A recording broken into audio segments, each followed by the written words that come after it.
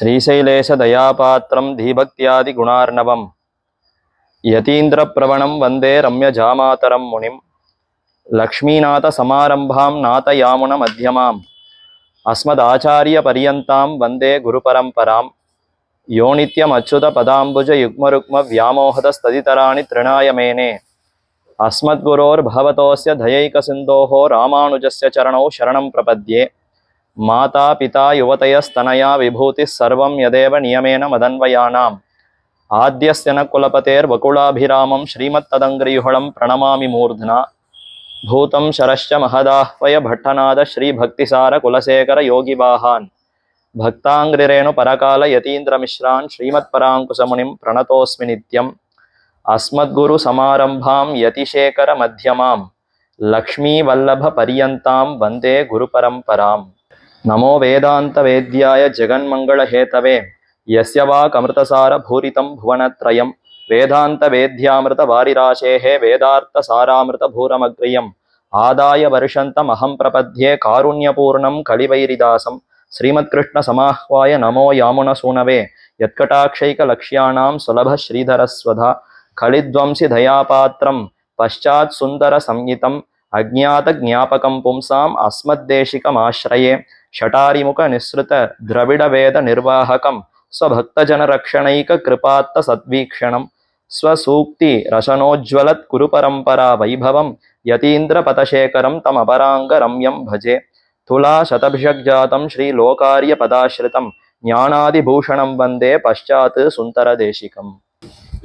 ஸ்ரீயப்பதியான சர்வேஸ்வரனாலே மயர்வர மதிநலம் அருளப்பெற்றவர்கள் ஆழ்வார்கள். அவ்வாழ்வார்களுக்குள்ளே தலைவராயிருப்பவர் சுவாமி நம்மாழ்வார். நம்மாழ்வாராலேயே மயர்வர மதிநலம் அருளப்பெற்றவர் சுவாமி நாதமுனிகள். ஆழ்வார்கள் காலத்துக்கு பின்னர் ஆச்சாரியர்கள் திருவதரித்தார்கள். ஆச்சாரியர்களுக்குள்ளே முதல் ஆச்சாரியர் சுவாமி நாதமுனிகள் என்று கொண்டாடுகிறோம்.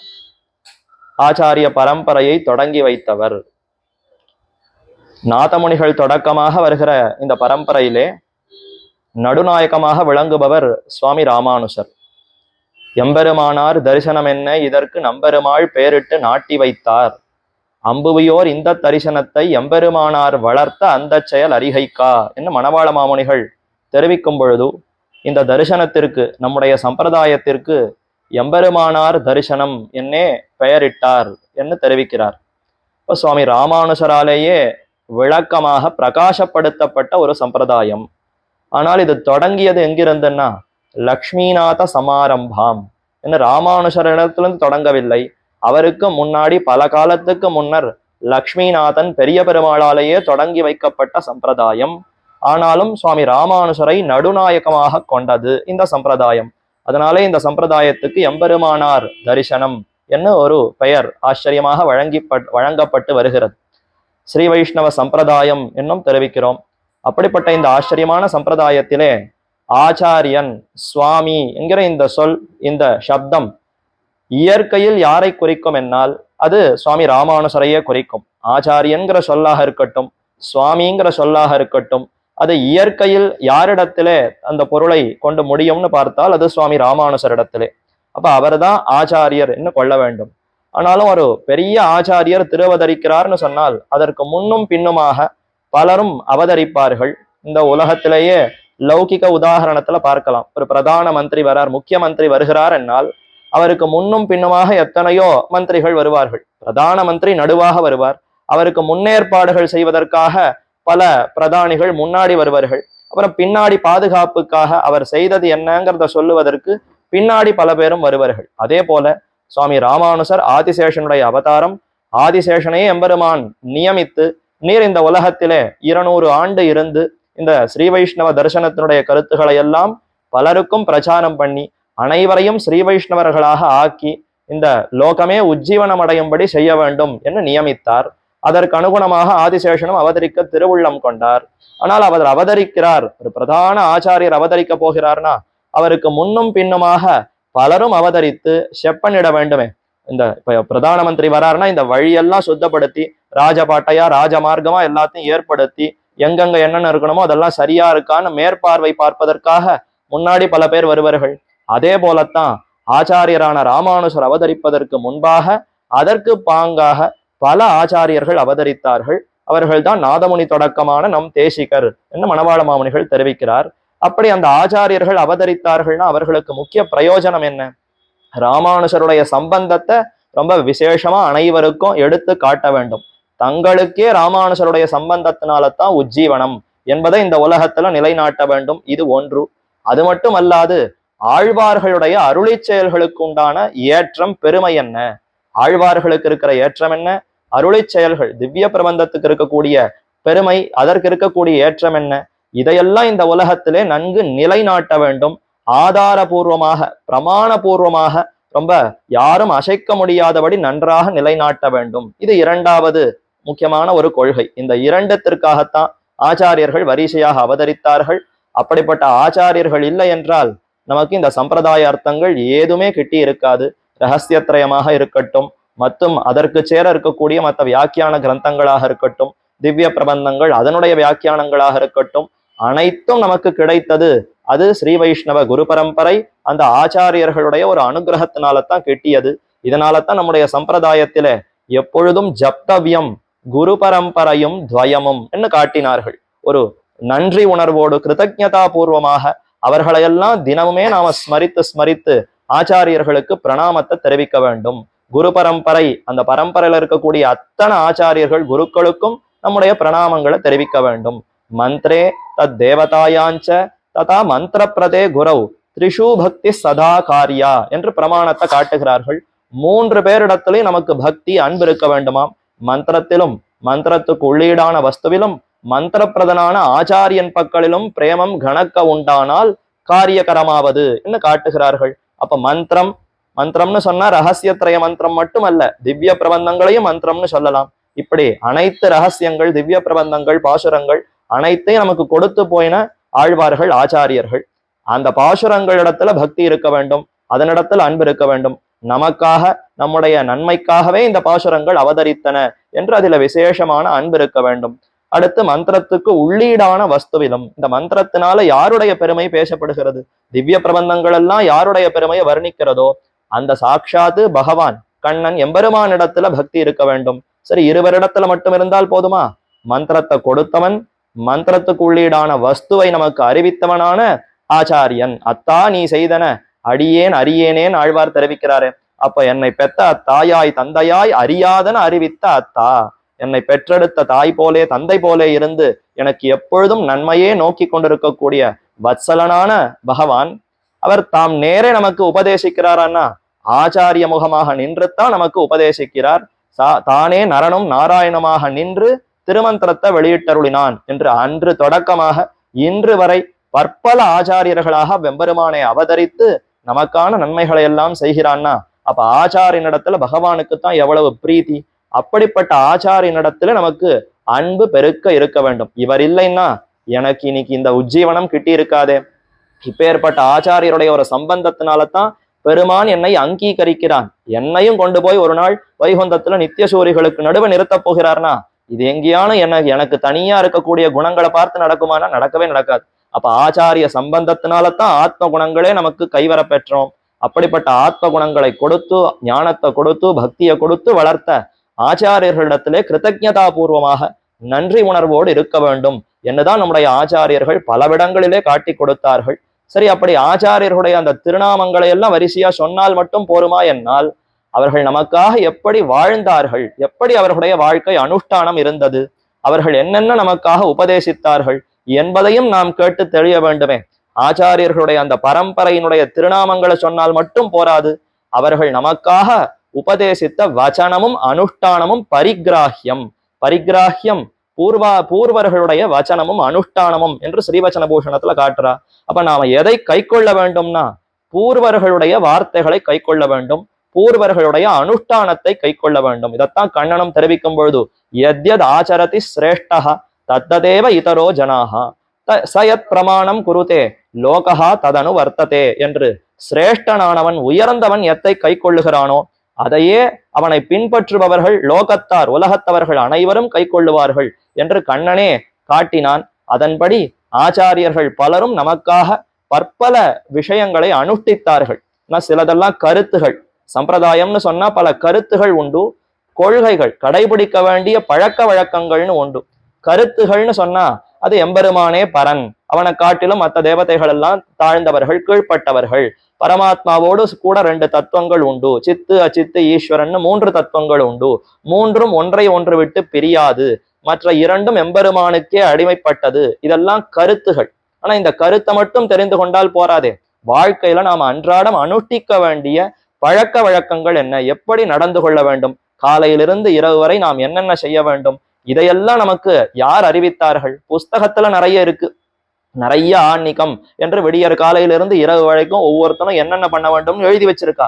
ஆனா அது அத்தனையும் வாசித்து நம்மால் அனுஷ்டிக்க முடியுமான்னு பார்த்தால் முடியாது. அப்ப நமக்கு முன்னோர்களான ஆச்சாரியர்கள் என்னென்ன கடைபிடித்தார்கள், அவர்கள் எதை எதை அனுஷ்டித்தார்கள்னு பார்த்தால் நமக்கு சந்தேகமே இல்லாமல் எங்க ஆச்சாரியர் இதை செய்திருக்கிறார், நானும் அத்தையே செய்கிறேன் என்று ஐயம் தெரிவு சந்தேகத்திற்கு இடமில்லாமல் நாம அத்தை கை கொண்டு நாமும் அனுஷ்டிக்க முடியும். இதற்காகத்தான் பூர்வர்கள் பரிகிராஹ்யம், பூர்வர்களுடைய வச்சனமும் அனுஷ்டானமும் என்று காட்டினார்கள். ஆக முதல்ல ஆச்சாரியர்கள் யாருன்னு திருநாமங்களை தினமுமே ஸ்மரிக்க வேண்டும். அது மட்டும் போராது, அவர்கள் நமக்காக உபதேசித்த வார்த்தைகள் வச்சனங்கள் என்ன, அவர்கள் நமக்காக அனுஷ்டித்து காட்டின அந்த அனுஷ்டானங்கள் என்ன, இந்த செயல்கள் என்ன, இதையெல்லாம் நாம் நிச்சலும் அனுசந்திக்க வேண்டும் என்பதற்காகவே பரமகாருணிகரான சுவாமி நம்பிள்ளையினுடைய திருவடியாகவே கொண்டாடப்படக்கூடிய பின்பழகிய பெருமாள் ஜீயர் என்ன ஆச்சரியமான ஒரு ஆச்சாரியர். நம்பிள்ளையினுடைய கைங்கரியத்தை தவிர வேறு எதுவுமே புருஷார்த்தம் அன்று. அவர் தீர்த்தமாடி திரும்பி வரக்கூடிய அந்த சமயத்தில் அவருடைய பின்னழக சேவித்துக் கொண்டு அவருக்கு ஆளவட்ட கைங்கரியம் பண்ணுவதை தவிர வைகுந்தமோ மற்ற எதுவுமே எனக்கு தேவையில்லை என்று அப்படி ஆச்சாரிய அபிமான நிஷ்டையிலே ஒதுங்கி இருந்தவர் பின்பழகிய பெருமாள் ஜீயர். அவர் தம்முடைய கருணையோடு ஆழ்வார்களுடைய சரித்திரம் என்ன, அவர்களுக்கு பின்னாடி ஆச்சாரியர்கள் வரிசையாக எப்படி அவதரித்தார்கள், அவர்கள் நமக்காக செய்து போன உபகாரங்கள் என்ன, இதையெல்லாம் ஈடுபடுத்தினார். அதுவே 6000 குரு பரம்பரா பிரபாவம் என்று கொண்டாடப்படக்கூடிய ஆச்சரியமான ஒரு கிரந்தம். இப்படிப்பட்ட இந்த குரு பரம்பரா பிரபாவத்தை பூர்வர்கள் பலருமே அனுசந்தித்தார்கள். நாமும் இப்பொழுது கூடியிருப்பது இந்த குரு பரம்பரா பிரபாவத்தினுடைய அந்த வார்த்தைகள், அதுல இருக்கக்கூடிய அந்த பங்கிகள் என்ன, அதை சேவித்து அதுல இருக்கக்கூடிய அந்த ஆழ்ந்த அர்த்தங்களை சற்று தியானிக்கலாம். மனசால அதை சிந்தித்து ஆச்சாரியர்கள் நமக்காக செய்து போன அந்த உபகாரங்களை குறித்து ஒரு பிரணாமத்தை தெரிவிக்க வேண்டும் என்பதற்காகத்தான் இப்பொழுது கூடியுள்ளோம். கடந்த காலக்ஷேபத்தின் பொழுதே இந்த குரு பரம்பரா பிரபாவத்தினுடைய பிரவேசத்தை பார்த்து கொண்டிருக்கிறோம். பிரவேசத்துல முதல் 2 பக்கம் ஆனது. முதல் 2 பக்கத்துல சுவாமி என்ன சாதிக்கிறார், நமக்காக வைகுந்தத்தில் இருக்கக்கூடிய பரமபதநாதன் எப்படி எழுந்தருளி இருக்கிறான். அந்த பரமபதநாதன் தான் இந்த ஜீவாத்மாக்கள் அத்தனை பேரும் உஜ்ஜீவிப்பதற்காக வரிசையா பல செயல்களை செய்தான். க்ஷேம கிருஷிவலன் என்று எம்பெருமானுக்கு ஒரு திருநாமம் உண்டு. நம்முடைய க்ஷேமத்தையே எதிர்பார்த்து கிருஷிவலன்னா மேலும் மேலும் மேலும் உழுகிறான். நிறைய உழுது சாகுபடி செய்யக்கூடிய ஒரு உழவன் இருக்கிறான். நிலத்தை எப்படியெல்லாம் பண்படுத்தலாம், எப்படியெல்லாம் செம்மைப்படுத்தி, எப்படி பயிர்களை விதைத்து, எப்படி அந்த பயிர்களை சாகுபடி பண்ணலாம், இதையே தானே பார்த்து கொண்டிருப்பார். நிலத்தை வைத்துக் கொண்டிருக்கக்கூடிய ஒரு விவசாயி ஒவ்வொரு தடவையும் அவர் என்ன முயற்சிப்பார், எப்படி இதுல பல பயிர்களை பயிரிடலாம், அதற்கு எந்த விதமான ஆபத்தும் இல்லாமல் நிறைய உரங்களை போட்டு அதற்கு தேவையான அந்த ஏற்பாடுகளை எல்லாம் செய்து எப்படி அதிலிருந்து நன்கு சாகுபடி பண்ணி மகசூல் பெருக்கலாம், இதைத்தானே எதிர்பார்ப்பார். அதே போலத்தான் எம்பெருமான் நம்ம அத்தனை பேரையும் கொண்டிருக்கக்கூடிய சுவாமி எஜமானர். அவர் தான் இப்ப உழவன், நாமெல்லாம் பயிர்கள். ஜீவாத்மாக்களாகிற இந்த பயிர்களை நன்றாக இந்த பூமியிலே விதைத்து இதிலிருந்து நன்றாக அந்த பயிர்கள் முளைத்து எழுந்து நல்ல ஞான பக்தி வைராக்கியத்தோடு கூடி இவர்களெல்லாம் இறுதியாக தம்மை வந்து சேர வேண்டும் என்பதற்காக க்ஷேம கிருஷிவலனான எம்பெருமான் பற்பல செயல்களை செய்கிறார். அந்த எம்பெருமான் எப்படிப்பட்டவர், அவர் வைகுந்தத்துல எப்படி திகழ்கிறார், எப்படி அனைத்தாலும் நிறைந்திருக்கிறார், அந்த எம்பெருமான் இப்ப நமக்காக என்னென்ன காரியங்களை செய்கிறார் என்பதைத்தான் விவரிக்கிறார். இதே போலத்தான் ஈடு 36,000 படி முதலான அத்தனை வியாக்கியானங்கள்ல பார்த்தாலும் தொடக்கத்திலே பெருமானுடைய பெருமையை பண்ணி பண்ணி விவரிப்பார்கள். அந்த பரமாத்மா பரதெய்வம், அவருக்கு எத்தனை மேன்மைகள் உண்டு, எத்தனை பெருமைகள் உண்டு, எத்தனை உபனிஷத்துக்கள் எல்லாம் அந்த எம்பெருமானுடைய பெருமையை புகழ்கின்றன என்று பிரமாண பூர்வகமாக, வெறுமை ஏதோ தங்கள் வார்த்தையாக மட்டும் அல்லாது ஒவ்வொரு வரிக்கும் கூடவே கூடவே பிரமாணங்களை சேர்த்து சேர்த்து தெரிவிப்பார்கள். வடமொழி பிரமாணம், தென்மொழி பிரமாணம், தமிழ் மொழி திவ்ய பிரபந்தங்களுடைய பிரமாணத்தையும் காட்டுவர். அதற்கு முன்னாடி இருக்கக்கூடிய வடமொழி பிரமாணங்கள், அது வேதாந்தங்களாக இருக்கட்டும், ஸ்மிருதிகளாக இருக்கட்டும், இதிகாசங்கள், புராணங்கள் என்ன, இது முதலான பாஞ்சராத்திர ஆகம் என்ன, வச்சனங்கள் என்ன, இப்படி பலதையும் சேகரித்து பிரமாணங்களை காட்டி ஆதாரபூர்வமாக நிர்வகித்து கொண்டு வருவார்கள். அந்த பங்கியில தான் இப்ப நம்ம பார்த்து கொண்டு வருகிறோம். வைகுந்தம்ங்கிற ஒரு இடம் இருக்கிறது. இந்த இந்த லீலா விபூதி இது ஒரு காலத்துல படைக்கப்பட்டு காக்கப்பட்டு அழிக்கப்படுகிறது. விளையாட்டுக்காக இருக்கக்கூடிய செல்வம் லீலா விபூதி இத்தை காட்டிலும் பன்மடங்கு உயர்ந்ததாய் திரிபாதஸ்ய அமிர்தம் திவி என்று உபனிஷத்து தெரிவிக்குமா போல இத்தை காட்டிலும் மும்மடங்கு 3000 மடங்கு எண்ணிலடங்கா மடங்கு பெரியதா இருக்கக்கூடிய நித்திய விபூதி என்கிற செல்வம் எம்பெருமானுக்கு உண்டு. அந்த நித்திய விபூதி வைகுந்த மாநகர், அது எப்பேற்பட்ட இடம், அங்கு எத்தனை பெரிய பெரிய அந்த மண்டபங்கள் இருக்கின்றன, எத்தனை கோபுரங்கள் இருக்கின்றன, அது எப்படி ஒளி வீசுகிறது. தெளிவிசும்பு திருநாடு என்று ஆழ்வார் தெரிவிக்கிறார். சிறிதும் கலக்கமே இல்லாமல் தெளிந்து தெளிந்து அனைவரும் அங்க இருக்கக்கூடியவர்கள் எல்லாரும் தெளிவோடு இருப்பார்கள். அதே போல அங்க இருக்கக்கூடிய அந்த இடமே பிரகாசிக்குமா, அதுதான் சுடரொளியாய் நின்ற தன்னுடைய சோதி. எம்பெருமானுடைய அந்த வைகுந்தம் இருக்கிறது, அது எப்படிப்பட்டதுன்னா திவிசூரிய சஹஸ்ரஸ்ய, 1000 சூரியர்களை சேர்த்து ஒரு இடத்துல வைத்தாலும் அந்த ஒளி எவ்வளவு எவ்வளவு பெரிதாக சிறந்ததாக இருக்குமோ, அத்த ஒன்றுமே இல்லை, அத்த இருட்டுன்னு சொல்லிவிடலாம். பரமபதம்ங்கிறது அத்தை காட்டிலும் மிஞ்சிய ஒளி கொண்டிருக்கக்கூடியது, ஒளி பிரகாசிக்கக்கூடியது என்ன அத்தையெல்லாம் சொல்லி அங்க இருக்கக்கூடிய எம்பெருமான் அழகான திருமாமணி மண்டபத்திலே நாய்ச்சிமார்களோடு எழுந்தருளி இருக்கிறான் என்பதைத்தான் கடைசியாக பார்த்தோம்.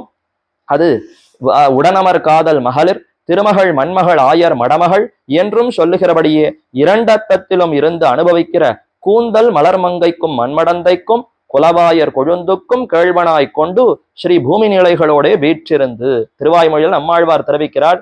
கடல் ஞாலம் செய்தேனும் யானே என்னும்ங்கிற பதிகத்தினுடைய இறுதியில கூந்தல் மலர்மங்கைக்கும் மண்மடந்தைக்கும் குலவாயர் கொழுந்துக்கும் கேழ்வன் தன்னை வாய்ந்த வழுதி வளநாடன் மண்ணுகுருகூர் ஷடகோபன். இந்த பதிகத்துல எம்பெருமான், அதாவது ஆழ்வார் எம்பெருமானை அனுகரிக்கிறாராம். நானே ஜகத்தை எல்லாம் படைத்தேன், நான் தான் பிரம்மம், நான் தான் இந்த ஜகத்தை எல்லாம் படைத்தேன், ஜகத்துல இருப்பவர்களுடைய அத்தனை செயல்களையும் நான் தான் செய்விக்கிறேன்னு வரிசையா சொல்லி கொண்டு வருகிறார். அதனுடைய கடைசியில தெரிவிக்கிறார், நான் அனுகரித்த அந்த தெய்வம் யாரு தெரியுமா, யாரோ கண்ணனார் ராமனாக அவதரித்தவன் அல்ல, வைகுந்தத்திலே இருக்கக்கூடிய பரவாசுதேவன் பரமாத்மாவையே நான் அனுகரித்து விட்டேன். அதை தெரிவிக்கும் பொழுது கூந்தல் மலர்மங்கைக்கும் மண்மடந்தைக்கும் குலவ ஆயர் கொழுந்துக்கும் கேழ்வன், அந்த எம்பெருமான் தனித்திருக்கிறாரான்னா கூட பூமி நிலைகளோட ஸ்ரீ பூமி நிலைகளோடு சேர்ந்திருக்கிறான். அப்படி தெரிவிக்கும் பொழுது பிராட்டி கூந்தல் மலர்மங்கை, மகாலட்சுமி தாயார் எப்படிப்பட்டவர், மலர் மங்கை, புஷ்பத்திலிருந்தே ஆவிர்பவித்தவள் மலர் மகள், புஷ்பத்துல இருக்கக்கூடிய நறுமணமே ஒரு வடிவு கொண்டார் போல இருக்கக்கூடிய ஆச்சரியமான பிராட்டி. அவள் தான் எம்பெருமானுக்கே செல்வமாக இருக்கிறாள். பெருமானுடைய அத்தனை செல்வமும் யாருன்னா ஸ்ரீதேவி நாய்ச்சியார் தான் செல்வம். அப்ப அவனையே செல்வமாக கொண்டிருக்கிறாள். அந்த செல்வத்தோடு அனுபவிக்கக்கூடிய இடமாக பூமி பிராட்டி இருக்கிறாளாம். மகாலட்சுமி தனக்கு செல்வம் வாஸ்தவம், அந்த செல்வத்தை நன்றாக அனுபவிக்க வேண்டும்னா அது இந்த உலகத்துல பல பல சேஷ்டிதங்களை புரிந்தால் தானே அனுபவிக்க முடியும். அதற்குத்தான் பார்மகள் பூமி தேவி நாய்ச்சியார் சிறந்த இடத்தை கொடுத்து இங்கு நன்றாக அவதரித்து நன்றா இந்த போகத்தை எல்லாம் அனுபவிக்கலாமே, பிராட்டியோடு சேர்ந்து அனைத்தையும் அனுபவிக்கலாமேன்னு அந்த அனுபவத்திற்கு இடமாக இருக்கக்கூடியதுதான் பூமி தேவி நாய்ச்சியார் என்று காட்டுகிறார் அங்க வியாக்கியானத்துல. இப்ப மலர்மங்கைக்கும் மண்மடந்தைக்கும் குலவாயர் கொழுந்துக்கும் கேழ்வன் தன்னை, சரி அந்த அனுபவம் ரசிக்கணுமே, அந்த இனிமைதான் இந்த நீலாதேவி நாய்ச்சியாராம்.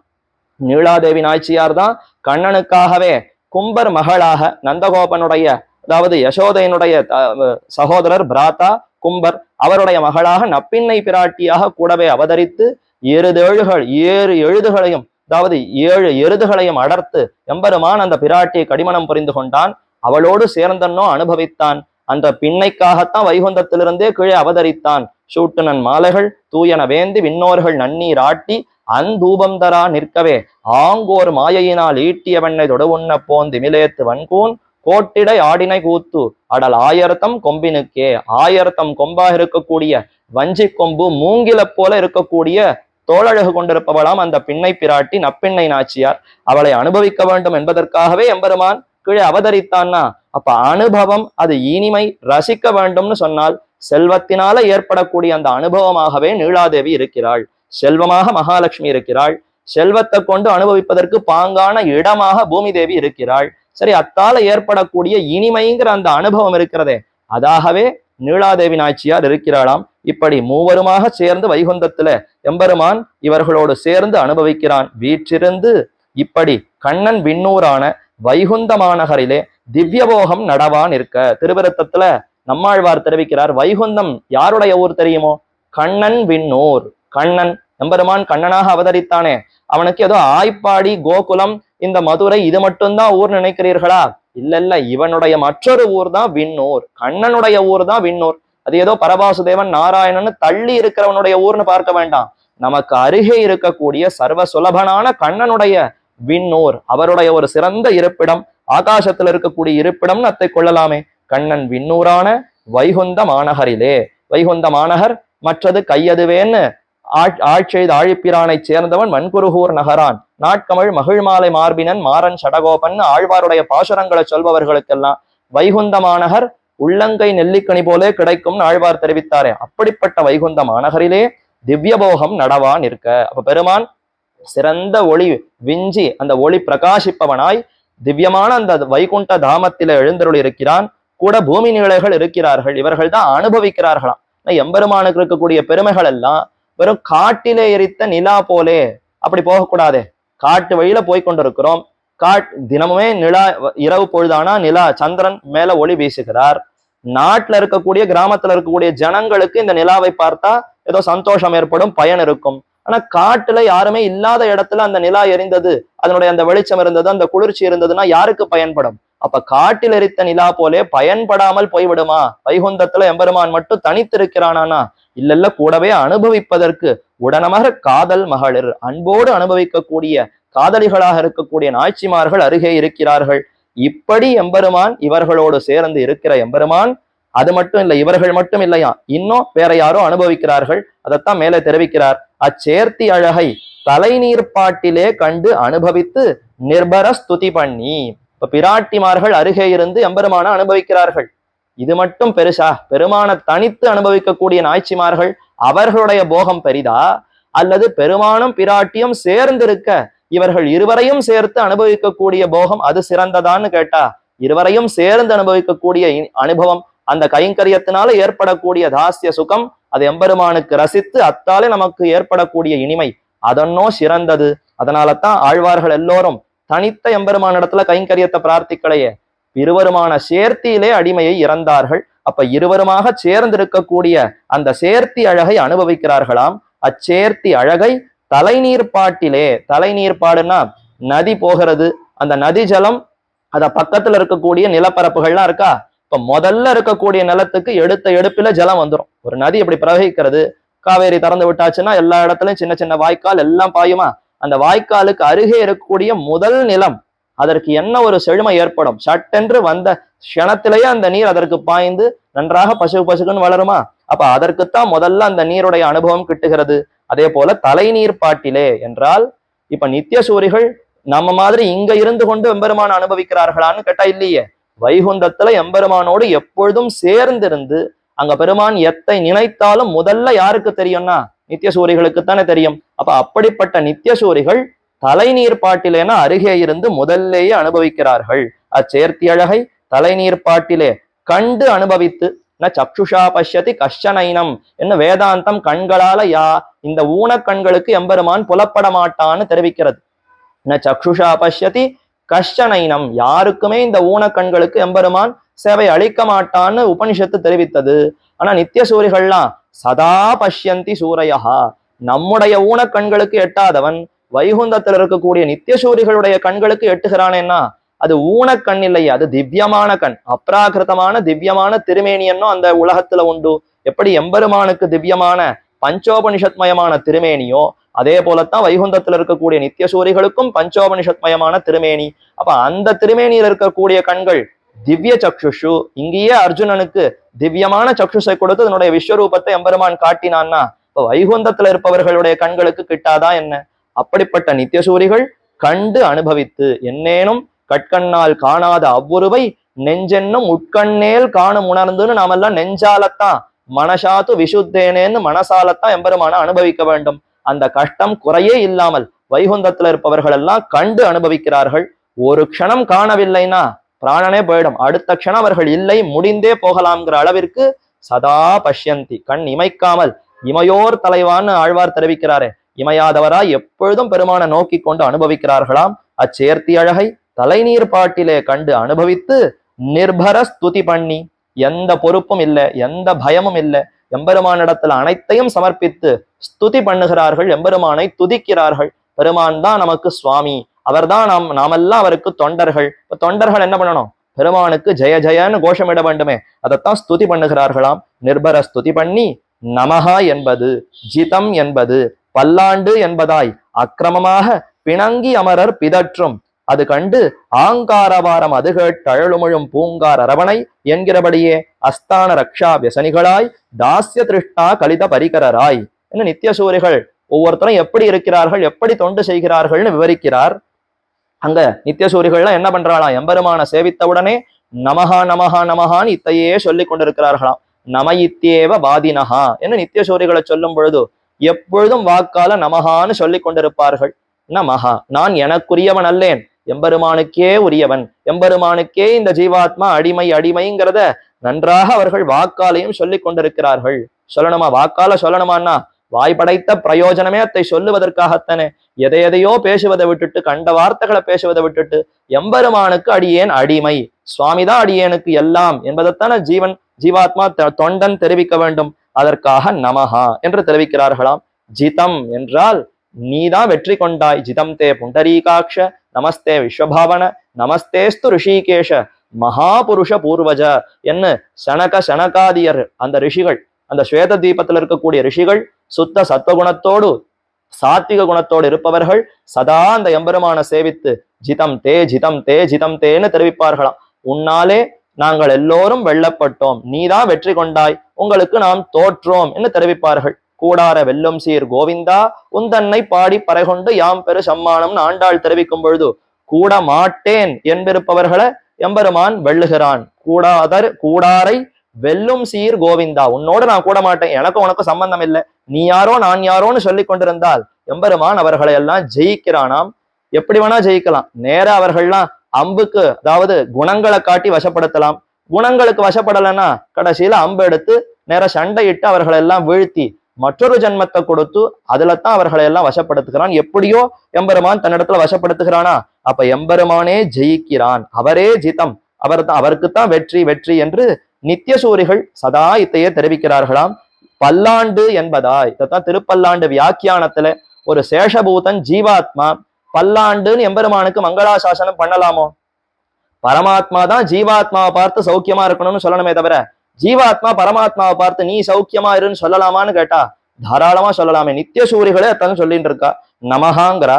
ஜிதம் என்பது பல்லாண்டு என்பதாய், பல்லாண்டு பல்லாண்டு பல்லாயிரத்தாண்டு சூழ்ந்திருந்தேத்துவர் பல்லாண்டேன்னு திருப்பல்லாண்டுடைய இறுதியிலே பெரியாழ்வார் தெரிவித்தாரே. ஏன்னா வைகுந்தத்துல இருக்கக்கூடிய அந்த எம்பெருமான சேவித்தாலும் அவருடைய அழகு, அவருடைய குணங்கள் இதெல்லாம் மனசை ஒரு கலக்கப்படுத்தி இவருக்கு யாரால என்ன ஆபத்து வந்து விடுமோ, இவருக்கு எந்த கண்ணச்சில் திருஷ்டி தோஷம் படக்கூடாதே என்று பல்லாண்டு பல்லாண்டுன்னு பரிந்து மங்களாசாசனம் செய்கிறார்களாம். அப்படி மங்களாசாசனம் செய்வதுதான் ஜீவாத்மாவுக்கு ஸ்வரூபமே. ஒரு ஜீவாத்மான் இருந்தால், தொண்டன் இருந்தால் எஜமானன் சௌக்கியமா இருக்கணும்னு ஆசைப்படுவதுதானே இந்த உலகத்திலேயே பார்க்கிறோமே. தொண்டர்கள் எல்லாம் சேர்ந்து எஜமானர் தலைவர் வாழ்கன்னு சொல்றாருன்னா தலைவனாலத்தான் தொண்டனே வாழ்கிறான். ஆனா தொண்டன் ஆசை மிகுந்து தலைவனுக்கு வாழ்கன்னு சொல்றான்னா தலைவனுக்கு எந்த ஆபத்தும் இல்லாமல் நன்னா இருக்கணும்னு எதிர்பார்ப்பது தொண்டனுடைய ஒரு முக்கியமான தன்மை. அதற்கு சேர இந்த ஜீவாத்மாக்கள் அத்தனை பேரும் எம்பெருமானுக்கு தொண்டர்கள்னா நாம் எல்லோரும் எம்பெருமானுக்கு பல்லாண்டு பாட வேண்டும். அத நித்தியசூரிகளே பல்லாண்டு பாடுகிறார்கள்.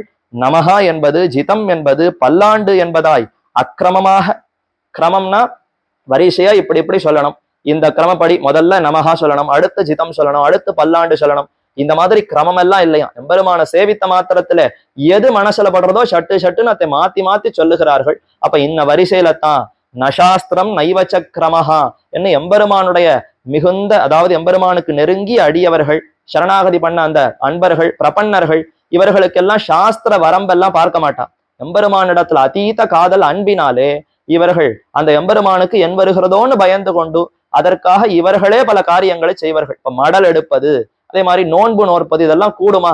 நாம எந்த செயல்லையுமே இழியக்கூடாது, பெருமான் தான் நம்ம ரட்சிக்க வேண்டும்னு சீதா பிராட்டி இருந்தா போலே ஆறி இருக்க வேண்டும். அப்படி இராமல் இவர்கள் பல செயல்களை செய்கிறார்கள். என்ன பண்றது, கிரமம் தெரியல, இப்படித்தான் இருக்கணுங்கிற அந்த கிரமத்தை மறந்து பெருமான பார்த்த அந்த அழகுல மயங்கி இவனுக்கு என் வருகிறதோ என் வருகிறதோன்னு பல்லாண்டு பாடுகிறார்கள், வயிறு பிடித்து மங்களாசாசனம் செய்கிறார்கள். அப்ப அக்கிரமமாக சேஷியான எம்பெருமான் நமக்கு சௌக்கியமாயிருன்னு அவர் ஆசீர்வதிக்க போக, சேஷபூதனான நாம் கிரமத்தை மாறி அந்த எம்பெருமானுக்கு நீ சௌக்கியமாயிருன்னு பாடுறோம்னா அதுதான் அக்கிரமம். கிரமம் மாறிடுத்தே. நாமெல்லாம் சேஷபூதர்கள், எம்பெருமான் சேஷி, அவன் தலைவன். ஆனா தலைவனை பார்த்து நீ சௌக்கியமாயிருன்னு பல்லாண்டு பாடுகிறோம்னா அப்ப கிரமம் மாறி அக்கிரமமாக பிணங்கி அமரர் பிதற்றும் அது கண்டு. இந்த திருவாய்மொழியில முதல் 10ல 6ஆம் பதிகத்துல எம்பெருமான், அதாவது ஆழ்வார் தெரிவிக்கிறார், அங்க இருக்கக்கூடிய நித்தியசூரிகள் எல்லாம் இந்த எம்பெருமானுடைய குணங்கள் கொள்கையினானே, எம்பெருமானுடைய எத்தனை கல்யாண குணங்கள், எண்ணிலடங்காத சங்கியாத்தும் நைவ சக்கியந்தே குணாகா தோஷாஷ்ட ஷார்ங்கினஹா என்று ஷார்ங்கத்தை கையில படுத்தக்கூடிய எம்பெருமானுடைய குணங்களை எண்ணி முடிக்க முடியுமா? எண்ண முடியாத அந்த எண்ணில் பல்குணங்கள் கொண்டிருக்கக்கூடிய எம்பெருமானுடைய குணங்களை அனுபவித்து இப்ப 2 பிரிவா 3 பிரிவா பிரிகிறார்களா அங்க இருக்கிறவாள்லாம். சிலருக்கெல்லாம் ஒரு குணம், பரத்வத்துல ஈடுபட்டவர்கள்லாம் இதுதான் வசந்ததுன்னு பாடுகிறார்கள். மத்தையவர்கள் அது என்ன பரத்வம், அது எங்கேயோ இங்க இருக்கக்கூடிய நமக்கு மட்டும்தான் தெரியும், கீழே இருக்கக்கூடிய அவர்கள் தாழ்ந்தவர்களுக்கு முகம் கொடுக்கக்கூடிய சௌசீல்யமன்னோ எம்பெருமானுக்கு உயர்ந்த குணம் என்று அந்த சௌசீல்ய குணத்தை பிடித்துக் கொண்டு சிலரெல்லாம் வாதம் செய்கிறார்களாம். சௌசீல்யமாவது ஒன்னாவது, சௌலபியம்தான் மிகவும் சிறந்தது, ரொம்ப சுலபனாக யாரும் தன்னை ஆச்சரிக்கும்படியாக சுலபனாக இருக்கிறானே அதுவன்னோ சிறந்தது. எல்லாம் வாஸ்தவம். அழகு இல்லைன்னா ஒன்னும் பிரயோஜனம் இல்லையே. எம்பெருமானுடைய அழகுதான் மிகவும் சிறந்தது, அவருடைய சௌந்தரியம் தான் இருக்கிறதுலயே உயர்ந்த குணம் என்ன. இப்படி பிணங்கி அமரர் பிதற்றும் குணங்கள் கொள்கையிலானே, அந்த எம்பெருமானுடைய குணங்கள்ல ஈடுபட்டவர்கள் தாங்கள் இப்ப வாதாடுகிறார்கள். பிணங்கி ஒருத்தரோட ஒருத்தர் சண்டை போடுற அளவுக்கு ஆவேசமா அப்படி வாதிடுகிறார்களாம். இப்ப பிணங்கி அமரர் பிதற்றும், இப்படி பிதற்றும் பொழுது என்ன ஆகிறதுன்னா, இறுதியில முடிக்கும் பொழுது நம்முடைய குணத்தை காட்டிலும் எதிராளி என்ன குணத்தை சொல்றாரோ அதுலயே நாம ஈடுபட்டு ஆமாமா அதுதான் சிறந்ததுன்னு இவர் அத்தை கொண்டு போய் முடித்துடுவாராம். அதே மாதிரி இன்னொருத்தர் மாறி தன்னுடைய அவரவர்கள் தாங்கள் வாதாடும் பொழுது தாங்கள் எத்தை ஸ்தாபிக்க வேண்டும்ங்கிறதையே மறைந்து போய் எதிராளி எந்த குணத்துல ஈடுபடுகிறார்களோ அதிலேயே இவர்களும் ஈடுபட்டு அதுதான் உயர்ந்ததுன்னு முடித்து விடுவார்களாம். அப்படி எம்பெருமானுடைய குணங்கள் அனைவரையும் பிதற்றும்படி செய்கிறது. பிணங்கி அமரர் பிதற்றும் அது கண்டு. இப்படி நித்தியசூரிகள்லாம் ஒரு பக்கம் பிதற்றின் இருக்கா, எம்பெருமானுடைய குணங்களை அனுபவிச்சு பேசின்னு இருக்காளா. ஆதிசேஷன் அங்க இத்தையெல்லாம் கேட்கிறார்.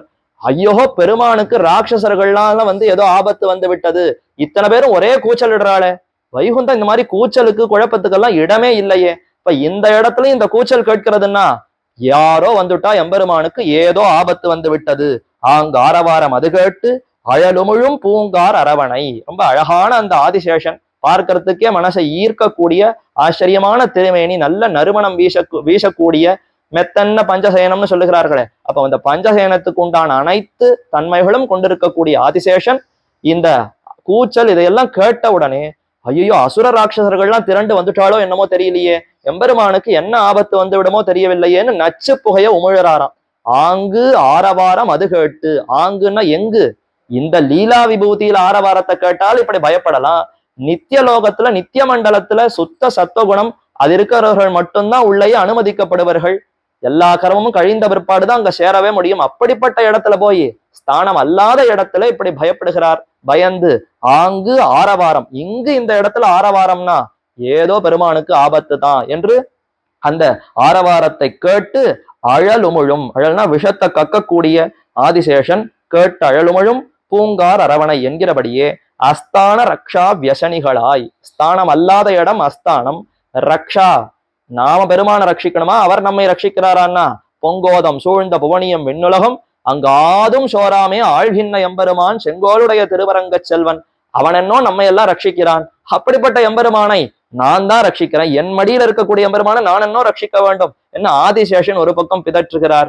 மத்த நித்திய சூரிகள் எல்லாம் இவனை நான் தான் ரட்சிக்கணும், நான் தான் இவனுக்கு பல்லாண்டு பாடணும்னு ஒவ்வொருத்தரும் இப்படி பிதற்றுகிறார்கள்னா இது என்னன்னு அங்க அப்படி அமைந்திருக்கிறது. அஸ்தான ரக்ஷா வியசனிகளாய் இப்படி ரட்சிக்கணும்னு பார்க்கும் பொழுது ஒருத்தரோட ஒருத்தர் இப்படி போட்டி போடுகிறார்களா, அதனால சற்று வருத்தம் ஏற்படுகிறது. நம்மால இவனை முழுமை ரட்சிக்க முடியவில்லையே என்னும் கலங்குகிறார்கள்.